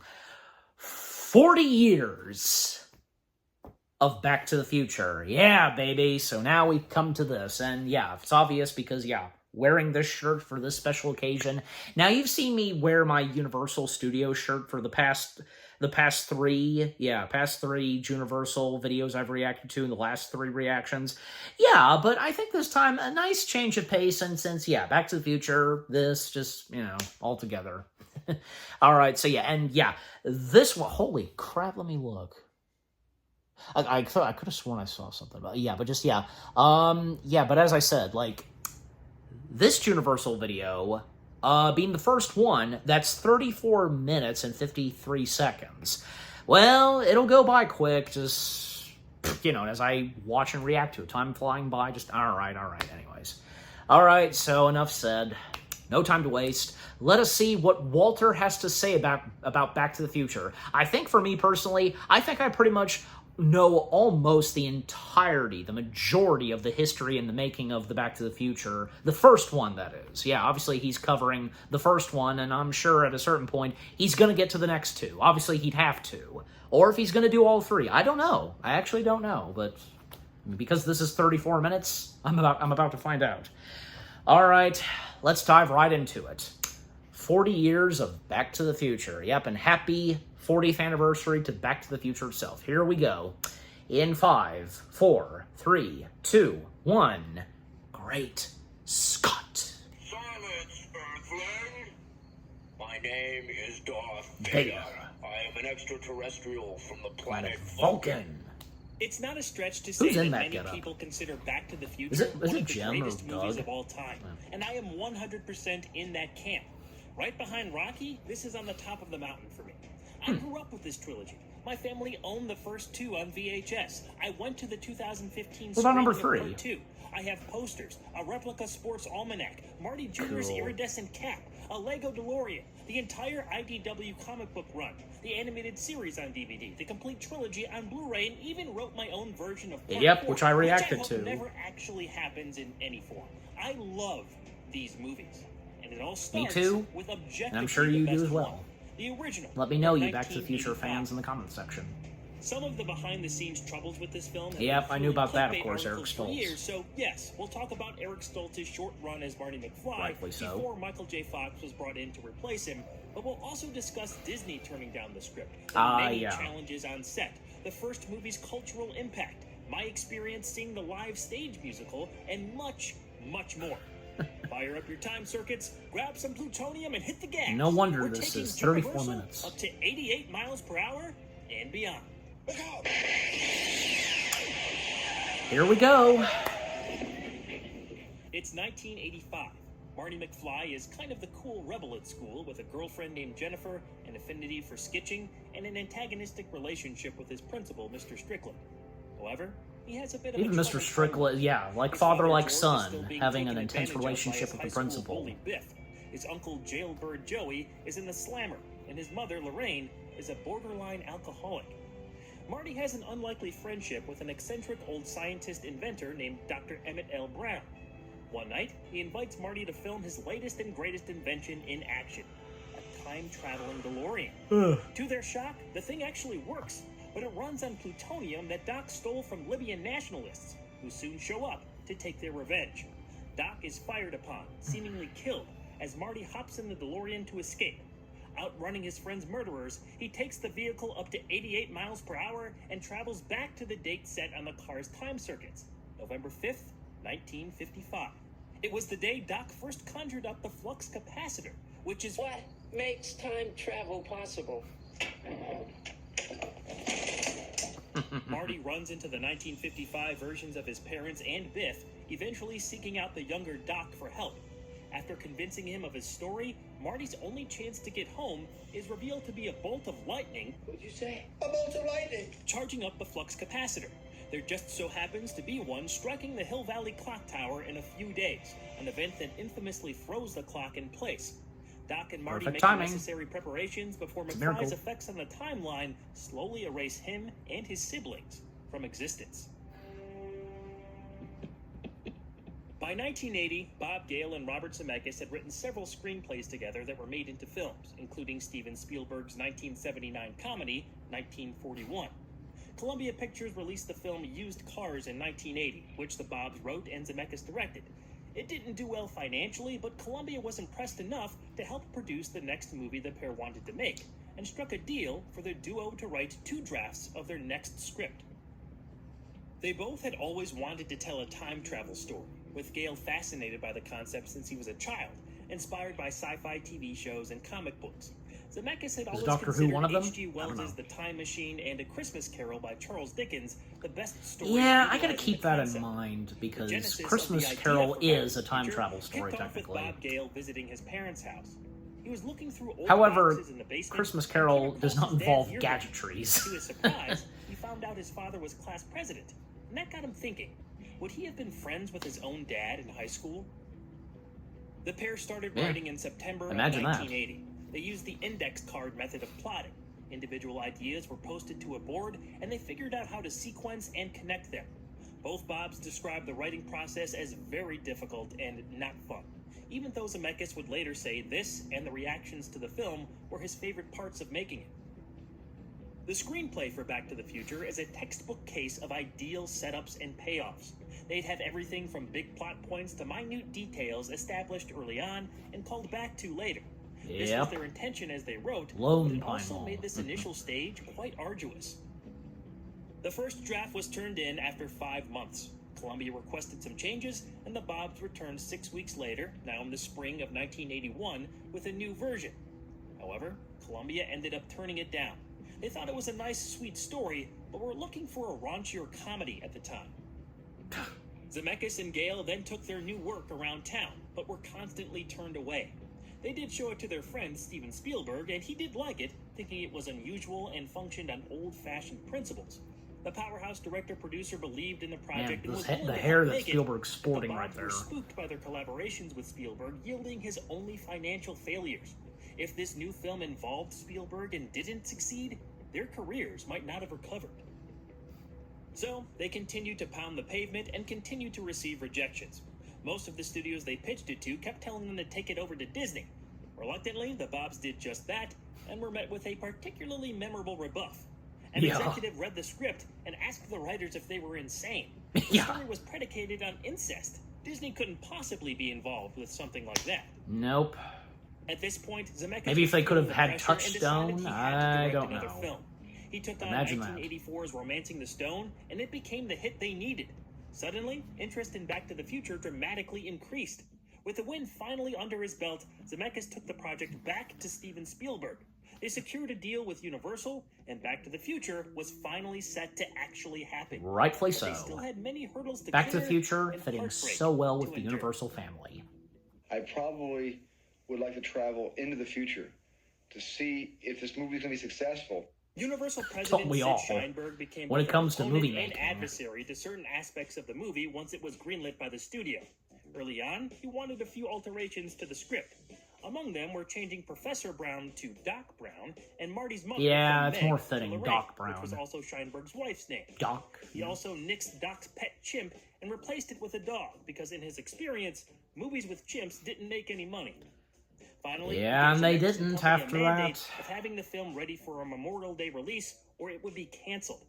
This proved Dogs are difficult apparently more when they had to profitable push than back the start date monkeys. several times due to trouble finding the right actor to play the lead. The Bobs had always envisioned Michael J. Fox as Marty, but the actor's schedule working on the NBC comedy Family Ties Yeah. made it impossible for him to commit. Yep. Showrunner Gary David Goldberg wouldn't even allow Fox to see the script. This left a conundrum for Zemeckis and Gale as they searched through a ton of actors to fill Marty's Nikes. As Bob Gale remembers it, two screen tests came to the forefront: Eric Stoltz and C. Thomas Howell. Howell was the clear frontrunner and, as the actor tells it, was on set for 2 weeks getting fitted for wardrobe and rehearsing. I wonder what with he the would have cast. been like. It was then an executive at Universal, likely Sheinberg, saw both screen tests. I mean, look at the and getup he's heavily got on pushed that for picture. Stoltz to get the lead. Not wanting to push production back anymore, Zemeckis acquiesced. He thought he could mold the right performance out of Stoltz, but would ultimately regret this thought process. Because it took so long to secure the Marty role, basically every other part had already been filled. The first choice for Doc was John Lithgow, but after that didn't work out, they went after Imagine Christopher that. Lloyd, who didn't have any interest at first. He is the After being definitive Doc convinced to read Brown. the script and meeting with Robert Zemeckis, He is the that actor character. changed his tune and came aboard. While Doc Brown had to be portrayed in two different eras, it was intended for Lloyd to play both. That wasn't always the case for the rest of the cast. The Bobs wanted to find young actors who could And convincingly only play older Christopher versions Lloyd of their pulled it characters off, with playing the aid young of and old makeup. Doc. But studio executives were considering getting older actors for the 1985 scenes. Makeup artist Kent Chase was brought in for several extensive makeup tests to prove the former could be accomplished. Earning the role of George McFly was the eccentric Crispin Glover. He had an unusual way of talking and strange mannerisms that came across. In great reality, on those screen. actors, Behind the they've scenes, he aged clashed pretty with Gale good. and Zemeckis concerning many different details of his role, big and small. More on that later. Leah Thompson was brought on as Lorraine Baines Yeah, McFly. Crispin Glover, She had just worked with only being Eric in the Stoltz first on one. 1984's The Wildlife for Universal, so this seemed like a natural fit. Thompson had possibly the most believable varying portrayals of the same character at different ages. Thomas F. Wilson And is her said to be daughter the opposite of being a Biff good in real actress, life, too. but You his know what I'm straight talking delivery of Tannen's comedic lines and intimidating physicality landed him the part of the antagonist. Wilson drew from his own personal experience of being picked on as a kid. Yep. I actually was The going to role of mention Biff that. very nearly went to J.J. Cohen, who ultimately played Skinhead in the final film. He I think really from Biff impressed and Gale Draco Zemeckis with his Malfoy, take they're on the the only role, bullies but that his I can physical handle stature when in compared to Eric Stoltz movies. didn't create the appropriate visual of a larger bully. Gale admitted that if Michael J. Fox was in the role at the time of Biff's casting, Cohen could have come away with the part. Another role heavily Yeah, affected good for by him Marty's still being in the later movie. recasting was that of Jennifer Parker. Claudia Wells actually had Jennifer locked up before they found the character's boyfriend. But because they kept pushing the start date back, she had to drop out and fulfill contracted appearances on a TV show. Melora Hardin was then cast as Jennifer, opposite Stoltz as McFly.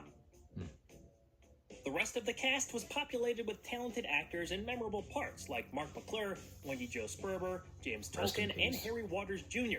It was even Billy Zane's first movie. The time machine was a time chamber in the original script. Instead of a car, it was a refrigerator. Fears of kids locking themselves inside of their home fridges and Zemeckis' idea Oh, that to made make the its way time into the travel comics? device mobile led to it becoming Nice. a vehicle. They went with a DeLorean because of the spaceship joke when Marty first arrives in 1955. The gull-wing doors were a perfect feature to showcase the time machine's unique and peculiar design. The add-ons to the car were drawn up by a concept artist and applied by special effects supervisor Kevin Pike and his crew.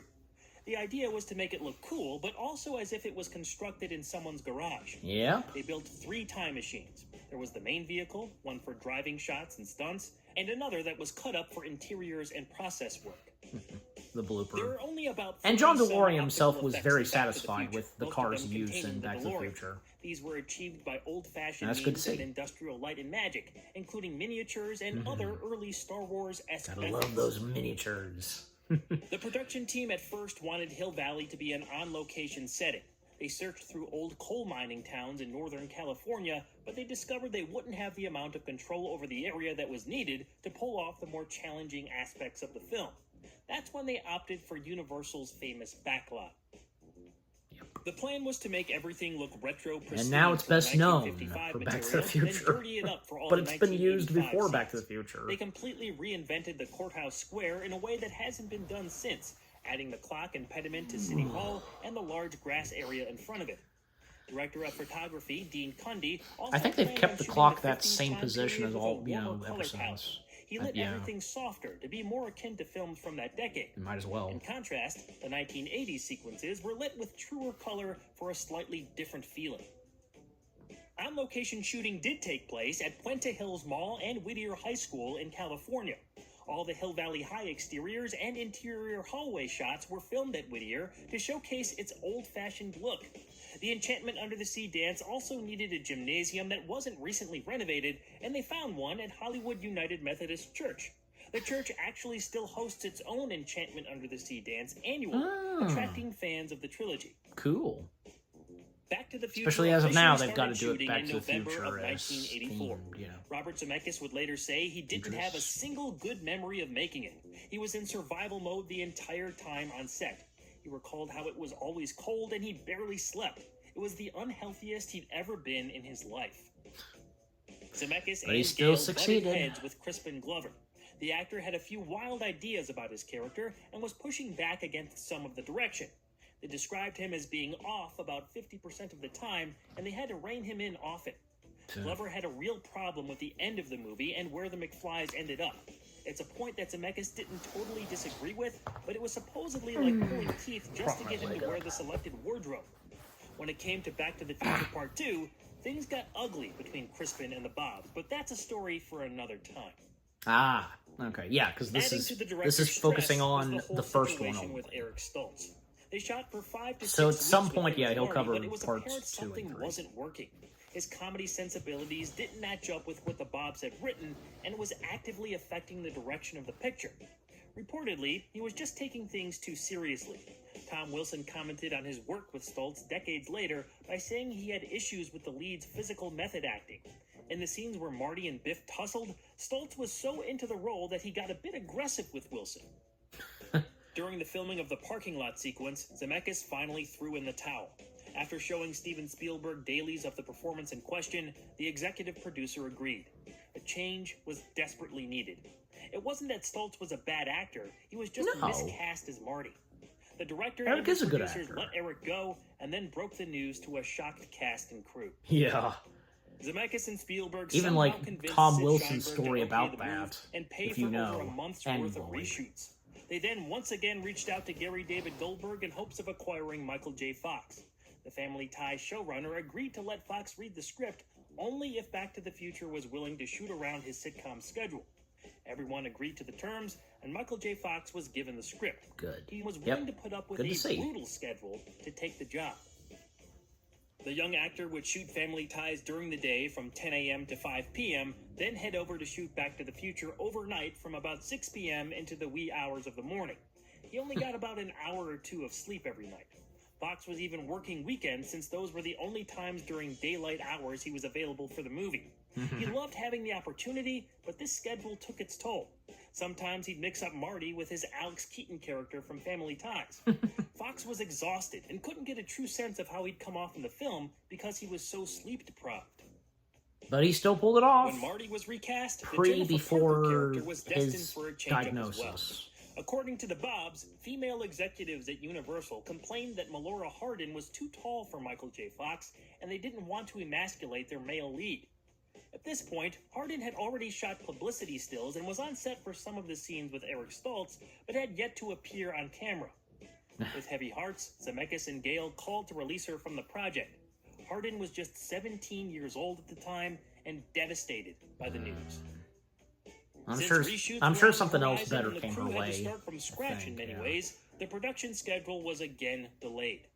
While all of this was happening, Claudia Wells had finished up her TV commitment and became available again. She was brought back as Jennifer Parker, and the director and producers finally had the pair of actors technically they wanted in the first place on screen together. Whom had trouble trying to get Back to the Future because of their shows, but a second bite at the apple. Both they were able to her adjust when needed and Michael. improve what they had already shot. Some things were approached the exact same as before, but other instances were done in a way that made work easier for the crew. They didn't need to waste time on certain setups that they knew didn't land the first time. The production team liked what they were putting together, but they weren't exactly expecting Back to the Future to be a record-breaking hit. They were just hoping the film would break even. But, as shooting rolled on, they realized they underestimated the popularity of their star. Kids and girls were lined up to see him a few different times on set. Family Ties had made Michael J. Fox a massive star, and this was the perfect project to shoot his celebrity status into the stratosphere. Back to the Future wrapped shooting on April 20th, 1985.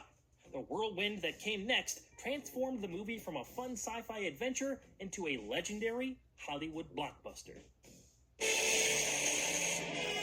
Yep.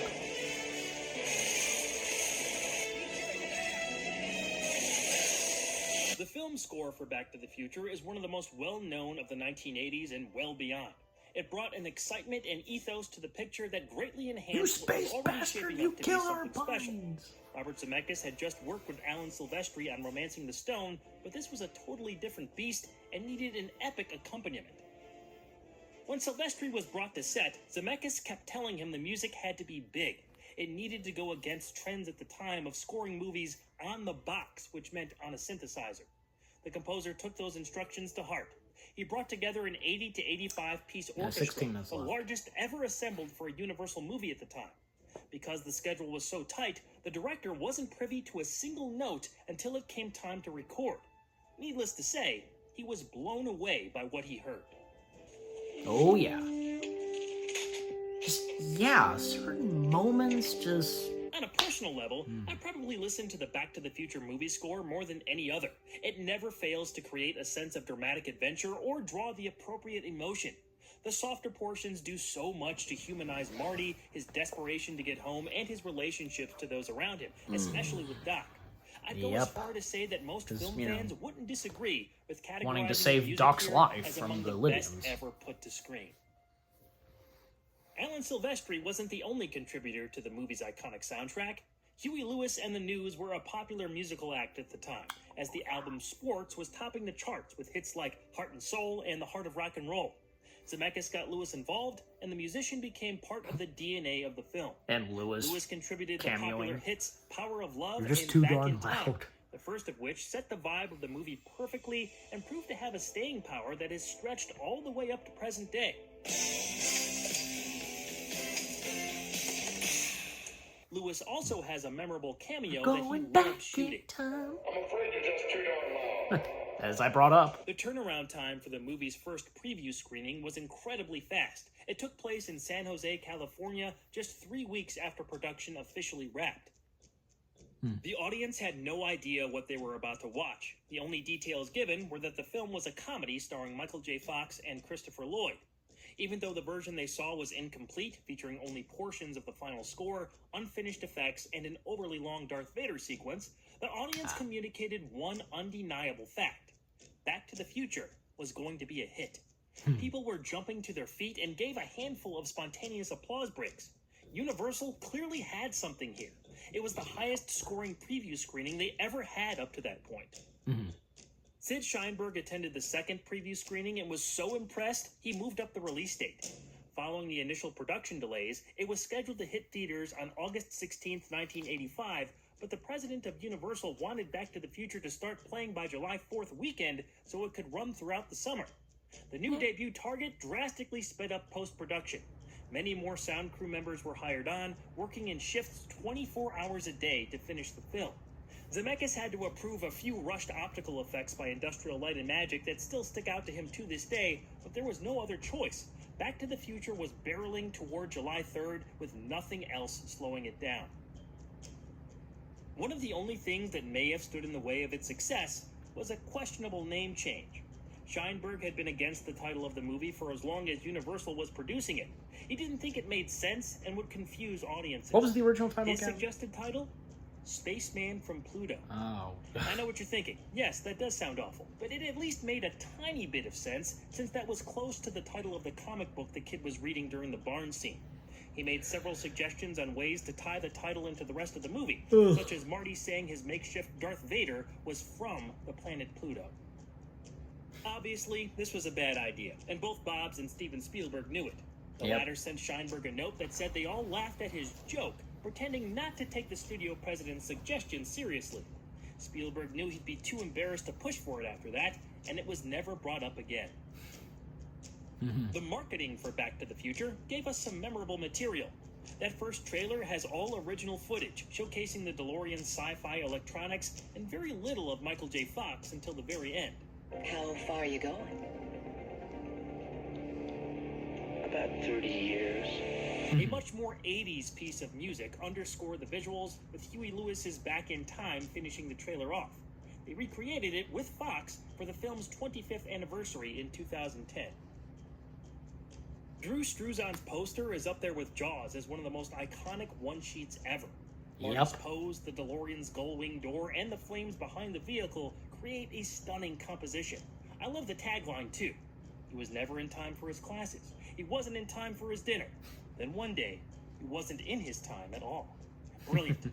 I'm a long-time owner of that poster and display it proudly. Right next to your Last Crusade poster I saw. After they filmed their final shot, Back to the Future was in theaters. But even with the strong previews, Robert Zemeckis was terrified it wouldn't find its audience. He didn't like the TV spots, and Michael J. Fox was unavailable to promote the film because he was shooting a Family Ties TV movie in London. It's very likely Really? There was a movie? I didn't actually know that. About to unleash on the world a timeless, indelible piece of pure pop culture. All right, back to the movie itself. Finally. Spoiler time! Marty succeeds in finally bringing his parents together just before he's fully erased. After dangerous problems arise during Doc's attempt to send McFly back to 1985, they triumph by the skin of their teeth.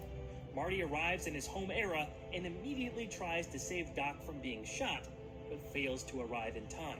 I have a good feeling after this, I'm probably going to do a jump cut. His young friend's warning from decades prior, and wore a bulletproof vest. As Doc finally embarks on his journey into the future, Marty sees that the McFlys have changed for the better. His father is a budding sci-fi author. His mother is much healthier and happier, and both his siblings are productive members of society. Jennifer is still his girlfriend, and they plan on a weekend getaway. But Doc shows up in the DeLorean with a foreboding message about the couple's future kids. All three hop into the vehicle, which has been given a few upgrades. Roads? Where we're going, we don't need roads. I like how the DeLorean turns out in the second film. Over $11 million on with Mr. Fusion and it flying. I think that's my favorite version of the DeLorean time machine. Weekend, where it grossed even more than its debut. Audiences flocked to theaters, creating the sensation of the summer. The film was #1 for 11 out of 12 weeks and soon became. I mean, I feel like everybody seems to refer how the DeLorean is highest-grossing film Part of 2. 1985, surpassing Rambo 2, Rocky 4, The Goonies, The Breakfast Club, and more recognizable features. That's 2 Sylvester Stallone films. The majority of critics praised the movie and its performances. Only a few, mostly in Europe, as Robert Zemeckis remembered, had an issue with the overly materialistic ending. They Yeah, had the Universal same having hopes 2 as big what films were that same expressed year, on this set, and Breakfast but Club. the McFlys focusing too much on the items they possessed instead of love for one another. Marty's new truck and a much nicer looking home are definitely showcased prominently, but it seems to me that was all used as a visual representation of the family's success in believing in themselves. George finally got to write his novel. He raised his family to do the work and follow their passions. And standing up for himself and his future wife led to a much healthier relationship. That's what I think of more with that final scene, but I can understand how the 4x4, Dave's suit he always wears to the office, and George and Lorraine's higher class looks might rub some folks the wrong way. At the 1986 Academy Awards, Back to the Future took home 1 Oscar and was nominated for 3 more. It won for Best Sound Effects Editing and was among the best of the year in the Best Screenplay, Original Song for Power of Love, and Best Sound categories. I'm shocked Alan Silvestri's musical score didn't at least receive a nomination. Yeah. But also wasn't nominated Why? for Best Picture. Maybe That's with a more crime, dignified don't you think? title like Spaceman from Pluto, it would have gotten a little more respect. While you'd think the final sequence with Doc, Marty, and Jennifer going into the No, future the name of the was an movie, as we all know, obvious is Back to the sequel tease, Future. it was written as a complete joke, not meant to be taken seriously. A sequel to the original film wasn't even really on the Bob's minds at first. They always cite the Jennifer character being in the DeLorean as something they wouldn't have done if an immediate continuation was the plan. But because of the massive success of the 1985 classic, continue they did. To Be Continued was added on home video releases, and work on a sequel began. Now, the details surrounding the rest of the trilogy each deserve their own video, but in general, they initially planned on making one huge sequel called Paradox that included most of the material that was eventually featured in parts 2 and 3. But during production, they decided to split Paradox into 2 films. Yep. Back to the Future Part 2 and Back to the Future Part 3 came out 6 months apart in 1989 and 1990. They finished the story on the big screen and definitively closed the door on any more movie sequels. Bob Gale and Robert Zemeckis have been adamant since the shooting of Part 3 that another film If there's should even never, shirts. ever be made. Jeez. Yet, that doesn't stop people from always asking them in just about every interview they've given in the ensuing years. Their answer has remained consistent, and as long as they're both alive to stop Universal, it seems another Back to the Future movie, spin-off series, etc. isn't in the cards. But who knows what will happen way down the line? With the exception of Studios still the respect animated Bob show and the wishes comics. Decades after they're gone? We'll see. Ugh. The franchise has continued in other ways. There was a 26-episode cartoon series that started airing in 1991. It's famous for introducing the world to Bill Nye the Science Guy. Yep. For more thoughts on A that silent show, check out my appearance. review on Walter Culture. Earlier that year, Back to the Future The Ride was first launched at Orlando's Universal Studios. It featured new footage with Christopher Lloyd and Thomas F. Wilson reprising their characters from the movies. Never having the chance to ride that attraction has got to be my biggest disappointment when it comes to this franchise. Yeah. It closed in 2007 at both U.S. locations and in 2016 at Universal Studios Japan. In the U.S., it was replaced by the Simpsons ride, which, sucks. So... The DeLorean and the Time Train are still on display in Orlando, and Universal has continued to utilize elements from the franchise in other ways. Yeah, the Destination good to see. Valley event at the Hollywood Even though the ride's no location more, is a still. prime Back to the example Future of that. lives on in the It parks. looked like the ultimate fan experience. Back to as the they Future in had the parks actors lives playing on, out I mean. scenes from the movie at the actual Courthouse Square filming location. Yeah. In 2010, that a was Telltale really cool them video doing game, that. Back to the Future of the Game, released its first segment. It continued past the events of Part 3 and told the story of Marty traveling back Yeah, to that the too, the game. 1930s. I never played it myself, but I did watch full compilations of all the cutscenes and read the Citizen Brown comic book that based its story on the games. Just this year, Bob Gale hinted at the possibility of a new game coming out, so maybe we'll get another chance to play as our favorite characters from the films. Interesting. In 2015, IDW Publishing started releasing comic books I that had a became couple of popular those. ongoing series. I own them all in trade paperback form and can say it's a hit-and-miss collection of stories. My favorite is probably the Biff to the Future arc, where we see Biff Tannen's rise to prominence in the 1985A timeline from the second film. I was also pleasantly surprised by the Transformers crossover they did in 2020 and Really? 2021. I don't think I was really aware of 2024, that one. I was able to check out Back to the Transformers. Future the musical when it came to Chicago. The music they came up with to go along with the story is okay. I'm not really the best judge of that kind of thing. There weren't too many catchy tunes, I could say that. You're not really a But musical guy, are the you? effects they did live on stage for anything featuring the DeLorean were unbelievable. Oh, It yeah. was worth it just to see that. Oh, yeah, absolutely. Through all these means and much more, like Of course they have to have the DeLorean. years, Back to the Future has proven to be timeless. Its influence over culture and other films Yeah, since its release when they is showed up evident. at Jimmy Kimmel. Indiana Jones may have even taken a cue from the franchise in the form of the 1985 movie's original climax. Ugh. The infamous nuking the fridge scene from 2008's Indiana Jones and the Kingdom of the Crystal Skull is possibly inspired by the time machine initially being nuclear-powered and Marty getting back to 1985 by way of atomic explosion. There's a whole storyboard sequence on the Blu-ray with an option for commentary by Bob Gale, and it's a fascinating watch. At first, McFly was going to get home by sneaking onto a nuclear test site in Nevada or New Mexico and driving the DeLorean straight into a nuke.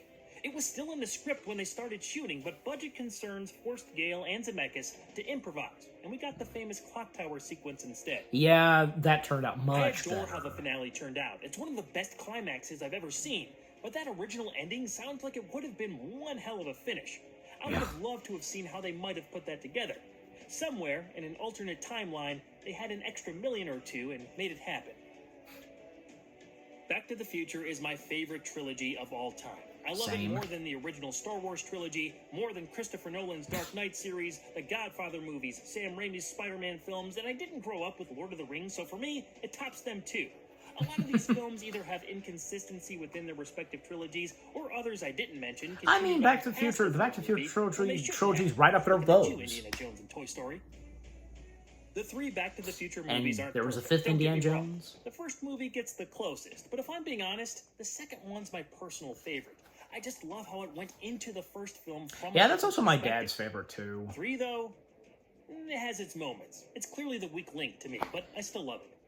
I love it Outside too. of It's actually my Power Rangers, favorite this was of my the first films. real No, I love fandom. the I entirety, can't remember but a time the where I third one's wasn't my watching personal Back to favorite. the Future.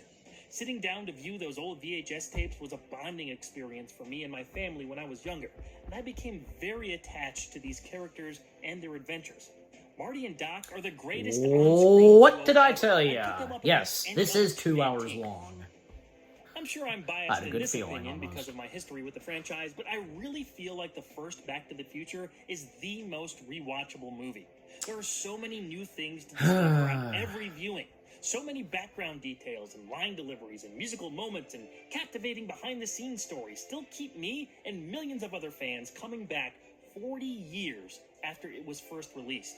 2025 is the 40th anniversary of the first film. It's wild to think about. We're well past the future now. Yeah, The story Bob we Gale and are. Robert Zemeckis However, there are a few constructed things that they did firm. predict and don't feel too much And there was outdated. no need for a fourth I don't really film think, or a live-action you know, TV series or whatever spin-off the guys from Cobra Kai want to do. It'd probably go on for 3 seasons too long anyway. No, leave it alone. A fourth movie can be fun to ponder about as a thought experiment, but that's where it Yeah. should stop. There are ways you can explore the history of Hill Valley without encroaching on the integrity of the film trilogy. I think You know, the one time we video got, games like, are the say, perfect way to do it. Maybe a one of new these animated characters series on the at big some screen point, again but was that's Doc a Brown in gigantic A maybe. Million Ways to Die It in would the West. depend on what exactly that potential cartoon would be covering. As Robert Zemeckis would say, the trilogy isn't perfect, but it's perfect enough. Yep. Was this video long enough for you? There's a ton of information out there. Yeah, about the making of the I first would movie, say so it I had a lot was. to get through. Hope you enjoyed it. If you did, check out my personal channel that I mentioned earlier, Walter Culture, and join me next time on Juniversal as we travel 4 years into the future for a sentimental look at America's pastime. It's a nice round number. Look me up when you get there, all right? Oh, that's a tease for Field of Dreams, right? Yeah. All right. Wow. Okay, well, I did it, yeah, because, like, having react to, Walter covering Back to the Future, yeah, 40 years of Back to the Future, yep. Well, that, of course, was another good Juniversal video. And I think, yeah, you know, it was long enough, for sure, with how much he had to say about Back to the Future. And yes, because the next day after, Walter covering Back to the Future came out, then, thus came him covering Field of Dreams, which, I will react to that to another time. And until I see that movie. Alright, so, okay, hold on a second. Let me quickly look.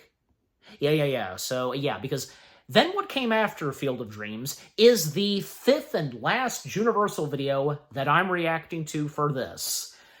Yep, and that, of course, being Jurassic Park Changed Everything. And yeah, the title alone spits out facts. Yeah, because, yeah, it did, it did change everything, you know, because with what would come next, yeah, in the movie business, yeah.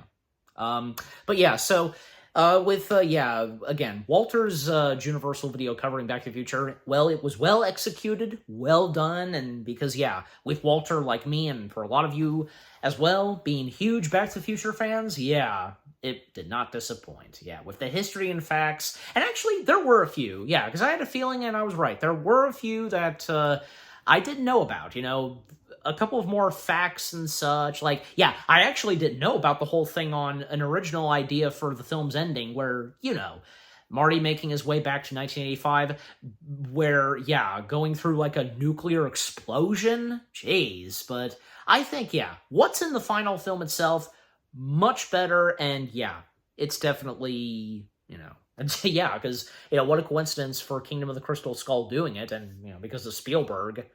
Maybe that's the case. I don't know. But yeah. And with what Walter specifically said. But yeah, just overall, the video itself, the Juniversal video itself of what Walter had to say about Back to the Future, breaking down the movie some, talking about the history and facts, the mentionings of what would come next after Back to the Future, and seeing as how that, yeah, sometime later, Walter will cover the parts 2 and 3 of Back to the Future for their own Juniversal videos. Rightfully so, and yeah, of course, I will definitely react to those when they happen. Yeah, but again, overall, that was excellent. The second to last Juniversal video for this reaction, 40 years of Back to the Future. Yeah. Alright, so here we go. The 5th and last Juniversal video for this reaction. Jurassic Park Changed Everything. And okay, I don't think I'm going to do a jump cut as I thought I was going to. Just might as well keep going, because yeah, the fact we're now up to 2 hours. And you know what? I think this reaction video marks the first reaction video that's 2 hours long. Now, I wouldn't be the first doing this, right? Surely, because, yeah, there's a couple of other reaction videos somewhere out there on YouTube, even if I probably might have seen them before, where they are 2 hours long. Now, not counting live streams, because I'm talking about, say, you know, a video in general, a reaction video in general that's not a live stream, etc., just, yeah, you get my point.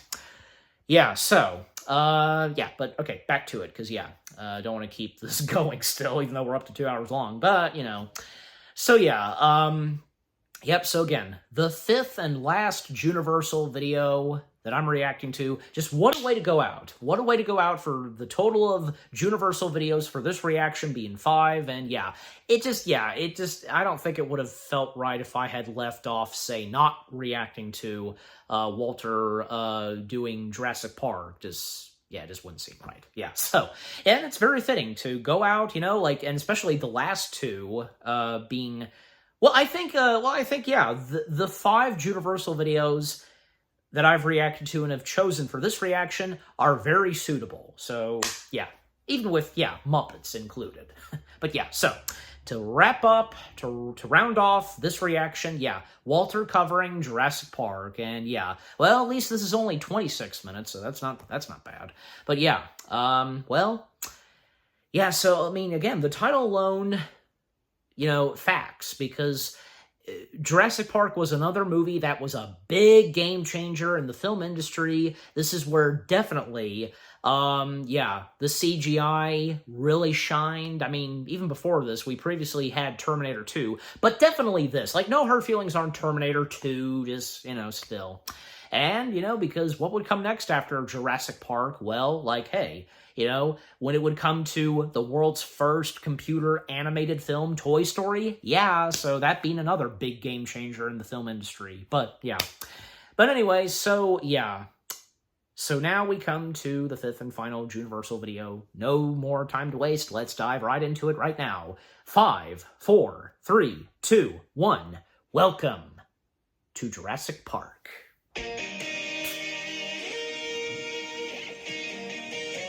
And seen, this. Who does the CGI? How do they do the CGI? Like, who specifically does the CGI and such for some of the videos of Channel Awesome? Because, man, this right here, really good. Yeah.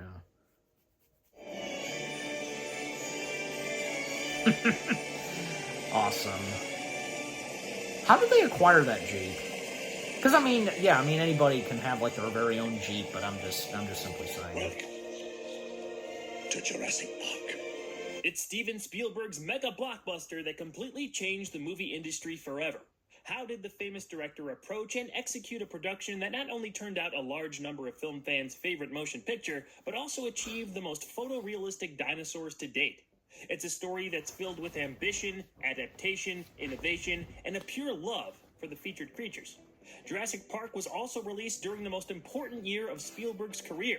He showed an almost superhuman dedication to quality, juggling his biggest silver screen adventure with his most heavy and dramatic cinematic effort up to that point. 1993 was also right smack in the middle of another new era at Universal.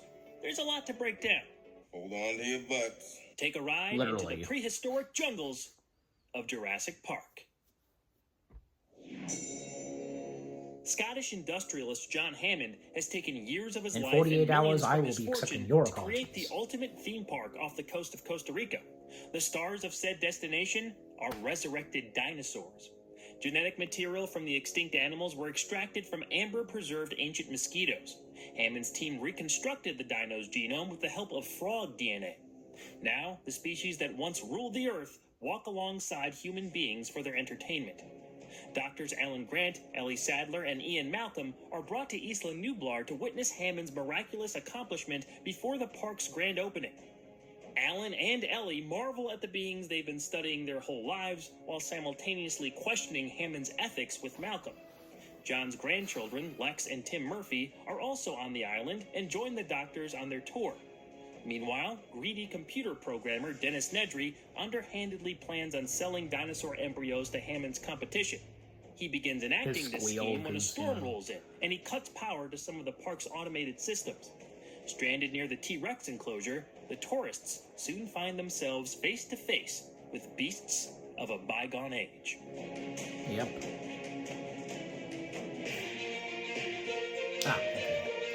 State of the studio. So what's happening? The reign of MCA as Universal's parent company was a long and prosperous one. Over a near 30-year period, they pumped out all-time classics and grew Universal Studios theme park into a rival for Disney, first by resuscitating tours of their film lot, then by adding rides and attractions based on their intellectual property. In June of 1990, they launched Universal Studios Florida as another amusement getaway for fans and families, while also expanding their footprint in the television and film production business. Famous to my generation, this is where Nickelodeon Studios was located and shot many of its programs throughout the 90s. Looking to keep up with mammoth mergers of the era, such as Sony's acquisition of Columbia Pictures in 1989, MCA President Lou Wasserman sold his company to Matsushita Electrical Industrial Company of Japan, better known as Panasonic.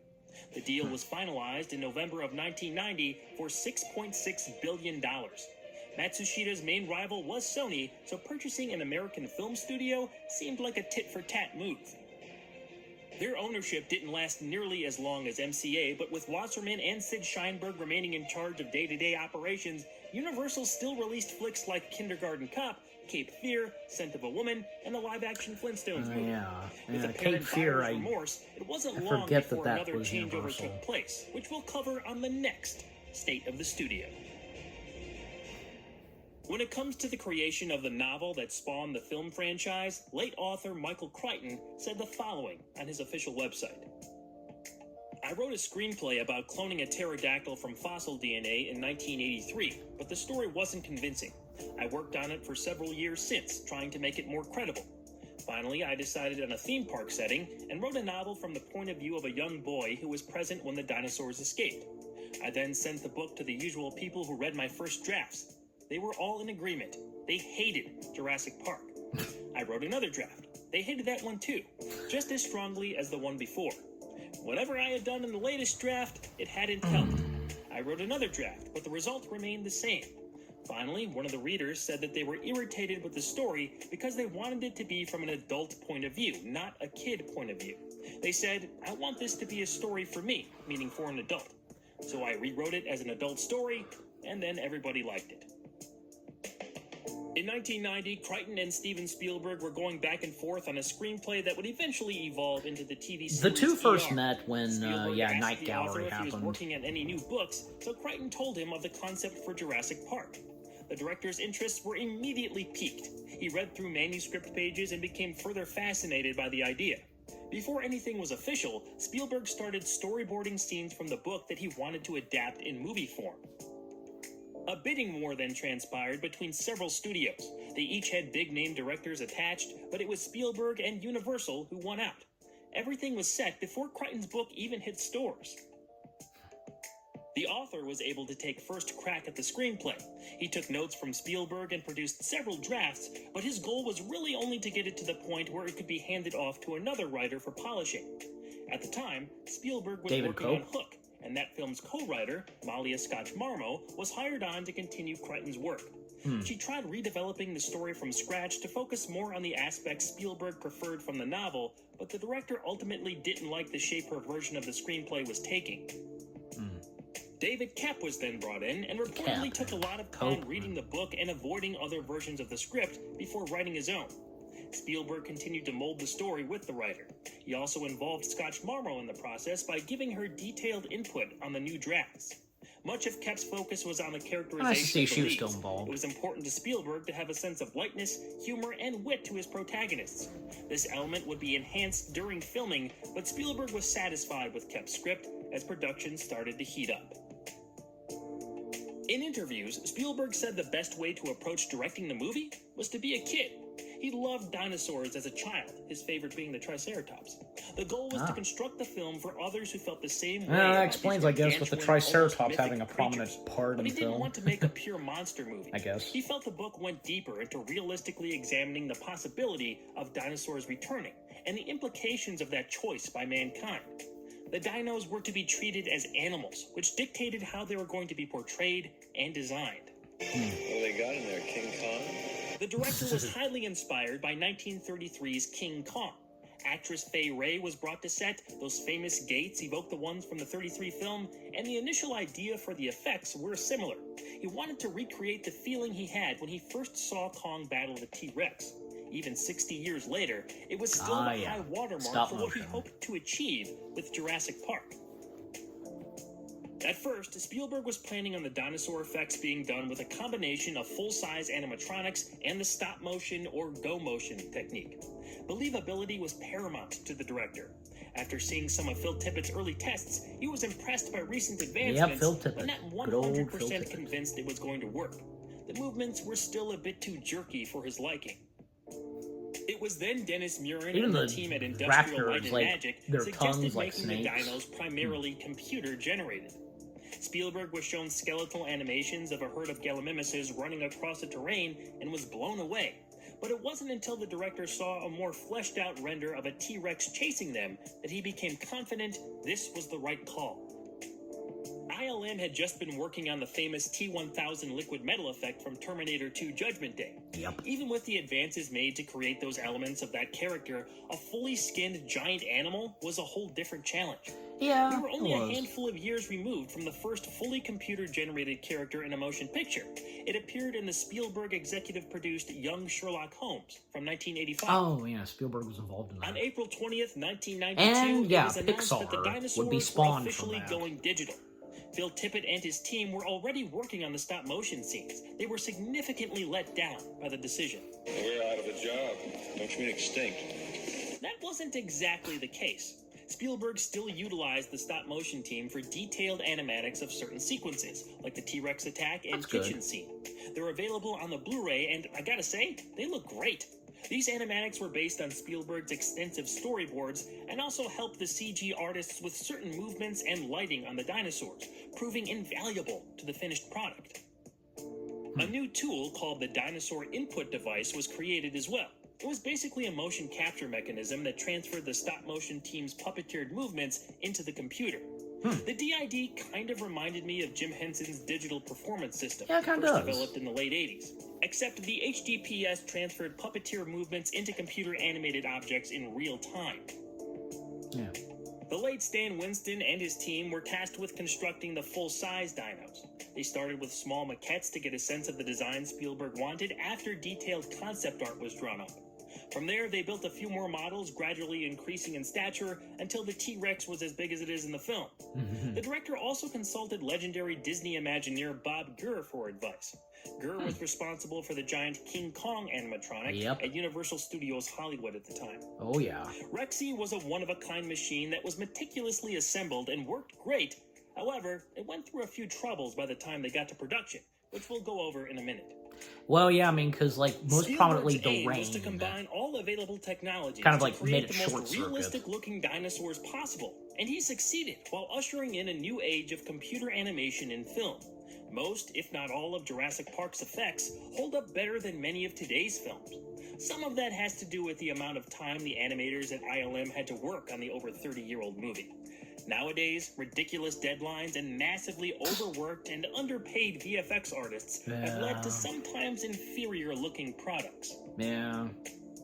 Keeping the You beasts can't appearing rush as art, accurate that's as the possible thing. to what was known at But, the time apparently you was can the job sometimes. of paleontologist advisor Jack Horner. He was constantly consulted in everything from concept art to the final designs. Yeah, I think I've Horner heard made of. I sure to have push the heard of predominant Jack theory, Horner. just as the The name original sounds book did, familiar. of birds evolving from dinosaurs instead of reptiles. Yes, guys. Well, apparently, just when I thought, you know, it was turning out pretty good, I didn't have to. When I was thinking maybe like once or twice that I was going to want to maybe do a timeout, jump cut and such, well, it's technically happened. Only this time, yeah, I got interrupted, so nothing I can do about it. Just, you know, just what the hell. But anyways, it's true. You know, pardon my French, but again, it's true. Yeah, it's, what the hell can you do? All right. So I've up to the part where, 11 minutes and 20 seconds. I think, with me editing this and post-production, because, up to the part where I mentioned about Jack Horner, because that's where, but you've seen it already, so you've already seen the jump cut, so yeah, okay. Let's get back to it. Looking products. Keeping the beasts appearing as accurate as possible to what was known at the time was the job of paleontologist advisor Jack Horner. He was constantly consulted in everything from concept art to the final designs. Horner made sure to push the predominant theory, just as the original book did, of birds evolving from dinosaurs instead of reptiles. He would crack down on anything that suggested otherwise. This was the case in the animatic for the kitchen scene, where Phil Tippett's team added thin protruding tongues from the raptors. Yeah. The human cast that a Ken weren't head? exactly the stars of the show, but they were essential to give viewers people to care about and create tension with the dino attacks. Yeah. A few more well-known actors were up for The lead human roles, characters but Spielberg were well didn't want put. big celebrities to distract from the spectacle. He focused on getting good performers over big-name talent. Ultimately, Sam Neill, Laura Dern, Jeff Goldblum, Richard Attenborough, Joseph Mazzello, Ariana Richards, Wayne Knight, and emerging superstar Samuel L. Jackson headed up the cast. Yep. And what's his face right there? The location of Isla Bob, what's his Nublar last name? described in the novel was an important element for the story. Spielberg needed a real location for a large portion of the film. He originally wanted to shoot in Costa Rica, but it proved too challenging for production. They decided on the Kauai Island in Hawaii, as it had everything they needed and wouldn't exactly be a hassle for the cast and crew to spend their off time in. Nature had other plans, though. Jurassic Park started shooting on Kauai in August of 1992. All things considered, things were going quite well until the winds shifted, literally. 3 weeks into production, on September 11th, 1992, Hurricane Iniki made landfall on the island. The Category 4 storm decimated everything in sight and became the most powerful and among the most costly natural disasters in Hawaiian history. The cast and crew holed up in the ballroom of their hotel until it passed over, but the damage done outside was devastating. Some members of the crew later helped clear roadways as the island began its long recovery. Man. With the hurricane happening toward the end of the production's time in Kauai, they soon headed back to the States to continue. Large sets were constructed inside for scenes that required more control of the environment. This included the kitchen sequence with the Raptors, which, among the effects listed earlier, they had used crew members in stage suits for a few 16 shots. of Warner But the most Brothers. important I presume and for that, complicated you of know, these scenes the shots was with the T-Rex. attack. The puppeteers operating Rexy are called the unsung heroes of Jurassic Park by Steven Spielberg. They brought the character to life with precise movements that had to be rehearsed ahead of time. The animatronic maneuvered with a shocking amount of fluidity since every little detail of its build was fine-tuned to perfection. Then Spielberg said he wanted rain. Of course. Rexy wasn't made with that in mind. It was unknown if the animatronic could withstand being drenched, but they tried it anyway. The material acting as the dinosaur's skin started to absorb the water en masse. Okay, take 2. I had another interruption. God, wish that makes it even more difficult and takes a toll on me with editing. And the fact that this is 2 hours long. But, you know, who am I kidding? Because, you know, in the end, you know, I always pull it off when it comes to editing these reaction videos. Whenever, sometimes, an interruption happens. God, I was hoping that there would not be, not 1, but 2 interruptions that happened for this reaction. You could imagine. All right, let's get back to it. So, okay, so I'm back to where, yeah, because right before, like, I'm up to, I went back a few notches, up to 13 minutes, 36 seconds, so yeah, right after the mentioning of the disastrous storms and such, and yeah, then when it comes to them filming on sound stages, and I mentioned about, yeah, them using stage 16 of Warner Brothers, because, yeah, I mean, they did use, because, you know, in the, like, yeah, because, I don't know if people realize this, and if you know, because, yeah, you know, sometimes movie studios, they would, borrow a movie set or soundstage from another movie company. So yeah, so Disney's done it. You know, Disney's used some of Universal Studios' backlot or sound stages or something, and I presume the same goes for Warner Brothers. But you know what I'm saying? Just yeah. All right, so. All right, and yeah, because, like, yeah, if you've seen the plaque of Stage 16 of what had been filmed on Stage 16 of Warner Brothers, Jurassic Park being in there, as well as Ghostbusters, movies that are not Warner Brothers, okay? So, yeah, all right. So, let's get back to it. No more interruptions this time. Thank God. Large sets were constructed inside for scenes that required more control of the environment. This included the kitchen sequence with the Raptors, which, among the effects listed earlier, had crew members in suits for a few shots. But the most important and complicated of these scenes was the T-Rex attack. The puppeteers operating Rexy are called the unsung heroes of Jurassic Park by Steven Spielberg. They brought the character to life with precise movements that had to be rehearsed ahead of time. The animatronic maneuvered with a shocking amount of fluidity since every little detail of its build was fine-tuned to perfection. Then Spielberg said he wanted rain. Rexy wasn't made with that in mind. It was unknown if the animatronic could withstand being drenched, but they tried it anyway.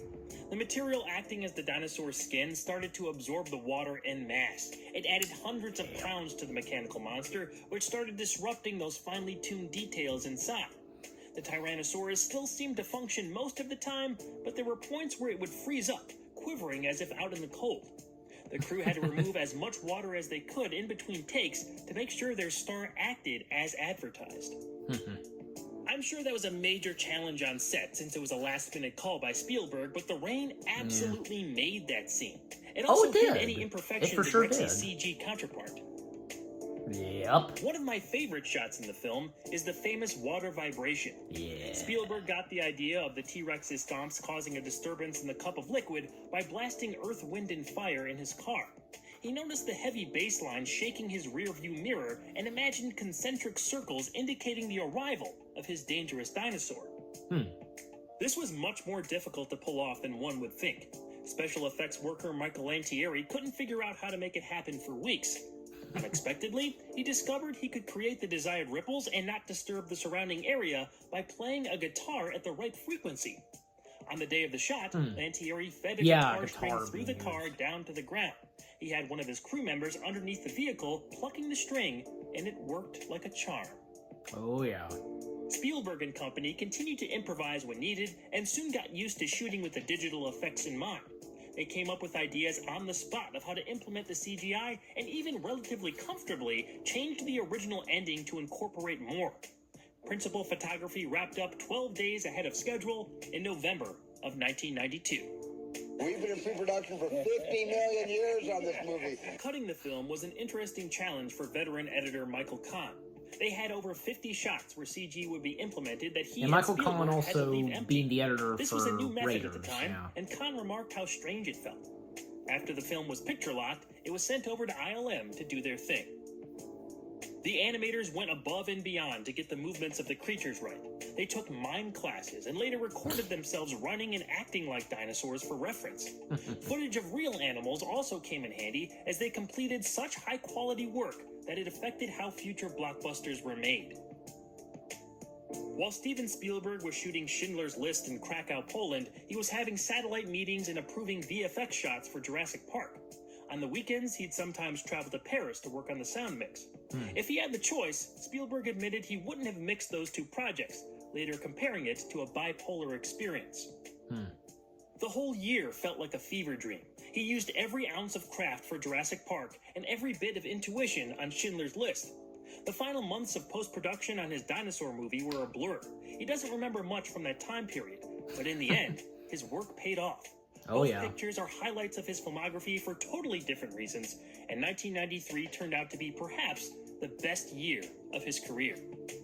Oh yeah. One of the things Spielberg missed out on because of his other commitment was the recording of the musical score.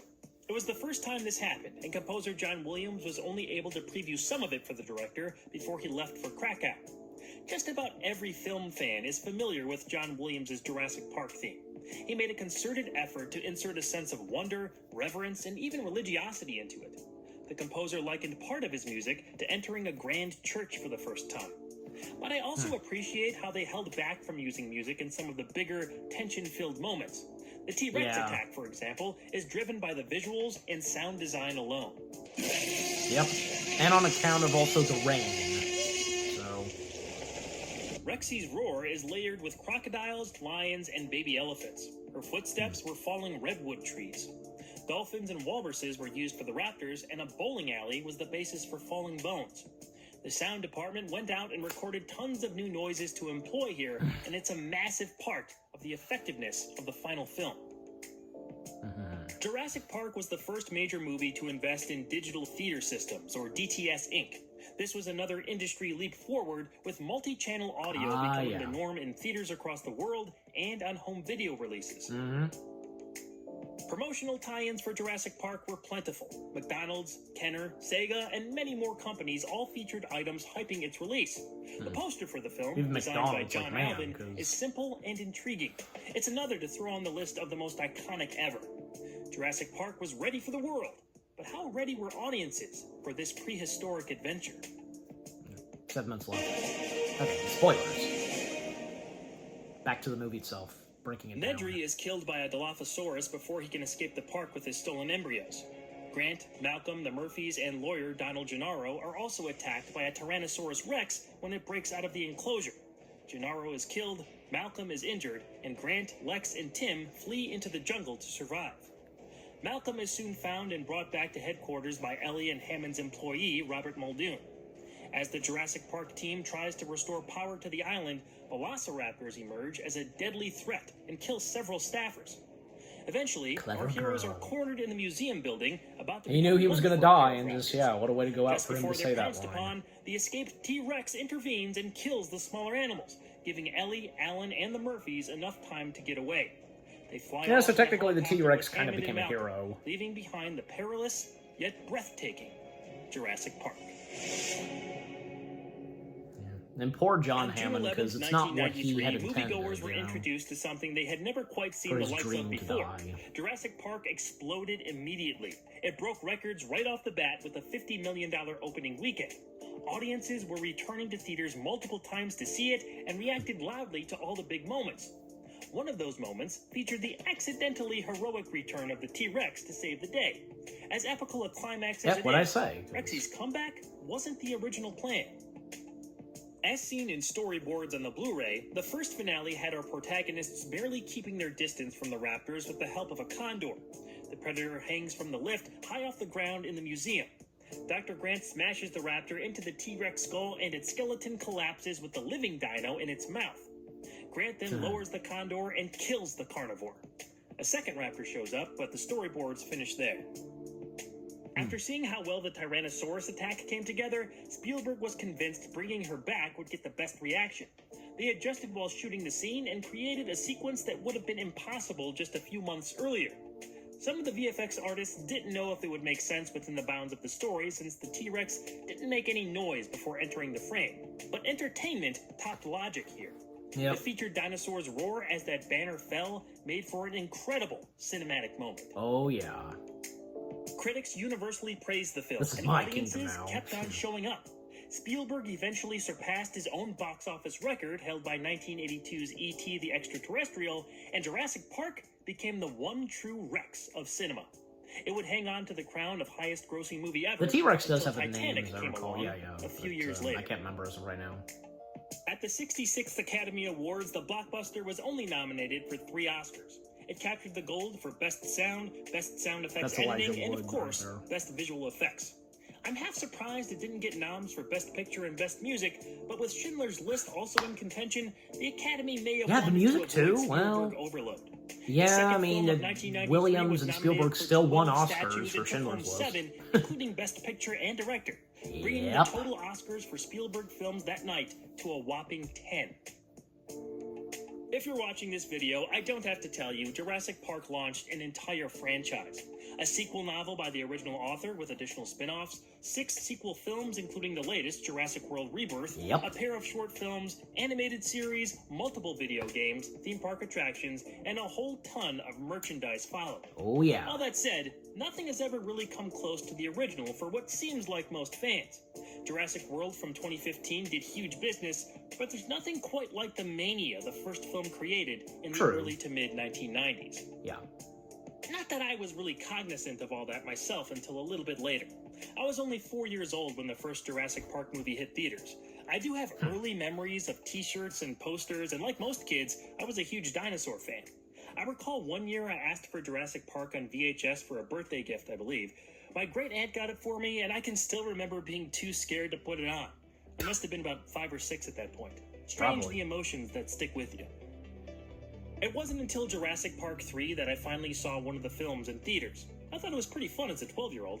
Since then, I've seen all the It's actually Jurassic one of my World favorite movies Jurassic on their Park initial films. theatrical runs, and finally went back to watch The Lost World semi-recently. I like the series in general, but I'm far from a super fan. I don't have the experience of seeing the original in theaters and having my mind blown like kids a few years older than me. Understandable. You not Even having though that. I wasn't exactly a part of that first wave of viewers, I can still appreciate Jurassic Park for the ways it pushed the industry forward and created a pure spectacle.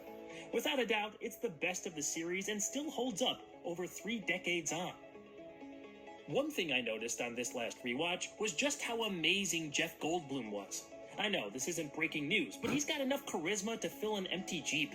See, here I'm now by myself, talking to myself. That's chaos, dude. What a presence. He's It's the just most Jeff quotable Goldblum. character in a film where Sam Jackson says, "Hold on to your butts" twice. That's gotta count for something.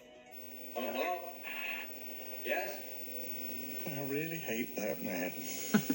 I also picked up on Richard Attenborough's Well, inconsistent Scottish another accent. iconic line from It's this that prominent Jeff in some Goldblum scenes, says, but you know, there's morphs one big into a pile of proper shit. English delivery in others. Sometimes it shifts in the same scene. After a quick Google search, I'm far from the first person to notice. John Hammond was a very enjoyable character for me this time around. I know he's more of a villain in the novel, but the Jurassic Park creator is akin to a misguided dreamer here. His quiet exchange with Laura Dern's Dr. Sattler was maybe my favorite scene. I wanted to show them something that wasn't an illusion. Yeah. Something that was real. Something that they could see and touch. That's all he wanted, but then for it to go wrong. Divide of merit. The John Williams score there, subtly playing up Hammond's tragic idealism, was expertly done as well. The more I watch that scene, the more I like it. Yeah. It's easy to point out the greatness of the effects in the T-Rex attack sequence or the fantastic tension in the kitchen scene. I was just more sucked in by the characters this time around. Ellie and Alan's relationship, or lack thereof, has apparently divided viewers, but I always assumed they were a couple. The arc of Sattler wanting to start a family and Grant not liking kids is pretty well laid out. Kind of a bummer they were never able to start that family together as the series went on. Yeah. Jurassic Park let's was say the on right movie Dominion. at the right time with technical With you, innovations Walter, and a focus that on is. epic visuals that really did change the way Hollywood does business. We're still feeling the effects of it today. Its mighty roar will continue to echo through future generations. Thanks to the Blu-ray extra features, documentaries, and online fan base for all the details provided in this video. Make sure you check out the Walter Culture YouTube channel for more content, and stick with me inside the gates of Jurassic Park. Next time on Juniversal, we go on a certified adventure. Yeah, but your scientists were so preoccupied with whether or not they could, they didn't stop to think if they should. Life finds a way. Excuse me. Well, that was one way to go out. With this video to finish, I freaking sneezed. Oh well. Yeah, as if, so much, what I was hoping would not happen did, yeah. Being interrupted twice, and then apparently I freaking sneezed. But okay. Whoo, jeez Louise almighty. Yep. I did it, guys. I did it. Even though, I had to cut twice, being interrupted twice. Yeah, still. By putting this all together, you're watching this reaction, man, just... Oh my gosh. I can only imagine, this is... this definitely taking a toll out on me, but, yeah. As you're watching this, I've done a pretty good... Pardon my French, but it's true. One hell of a good job, putting this reaction video together. Being 2 minutes long and just...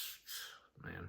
But yeah, okay, so that being the 5th and final Juniversal video for this reaction. Jurassic Park changed everything. Yeah.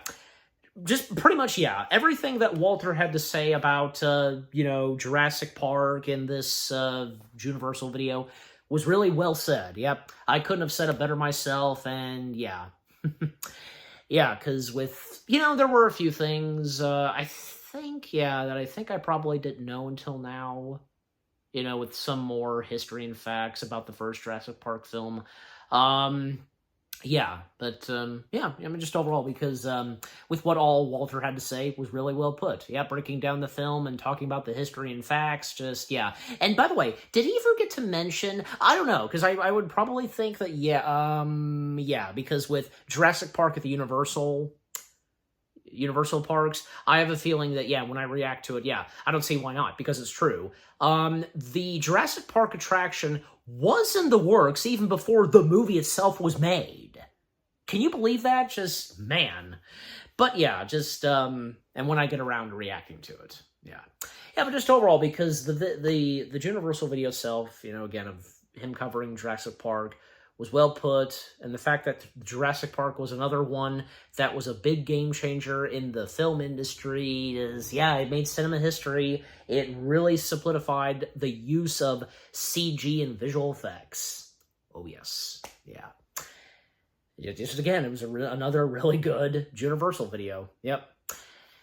Yeah, and, for the next Juniversal videos, and the ones that, have, as I record this, that have so far come out, because, because there's, say, Field of Dreams, the first Hulk movie, which came out in 2003, and The Shadow with Alec Baldwin. Yeah, of course, when I get around to them, when I get around to watching some of those movies, and of course I'll react to them, but just, like I said earlier, if you want to see me do another one of these, even though not in the month of June, please let me know. But obviously, definitely, by next June, I will do this once again, so, yeah. But anyways.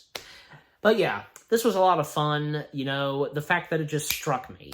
To do reactions to these, and golly, because, who'd have thought for me that, well, I should have figured that these reactions I've done, reacting to the Juniversal videos, they would end up being, say, up to 1 hour, and this one being 2 hours. Jeez, well, because this time doing 5, but, still, I'm pretty sure it was worth it, and you can let me know, too, if you enjoyed this, and yeah.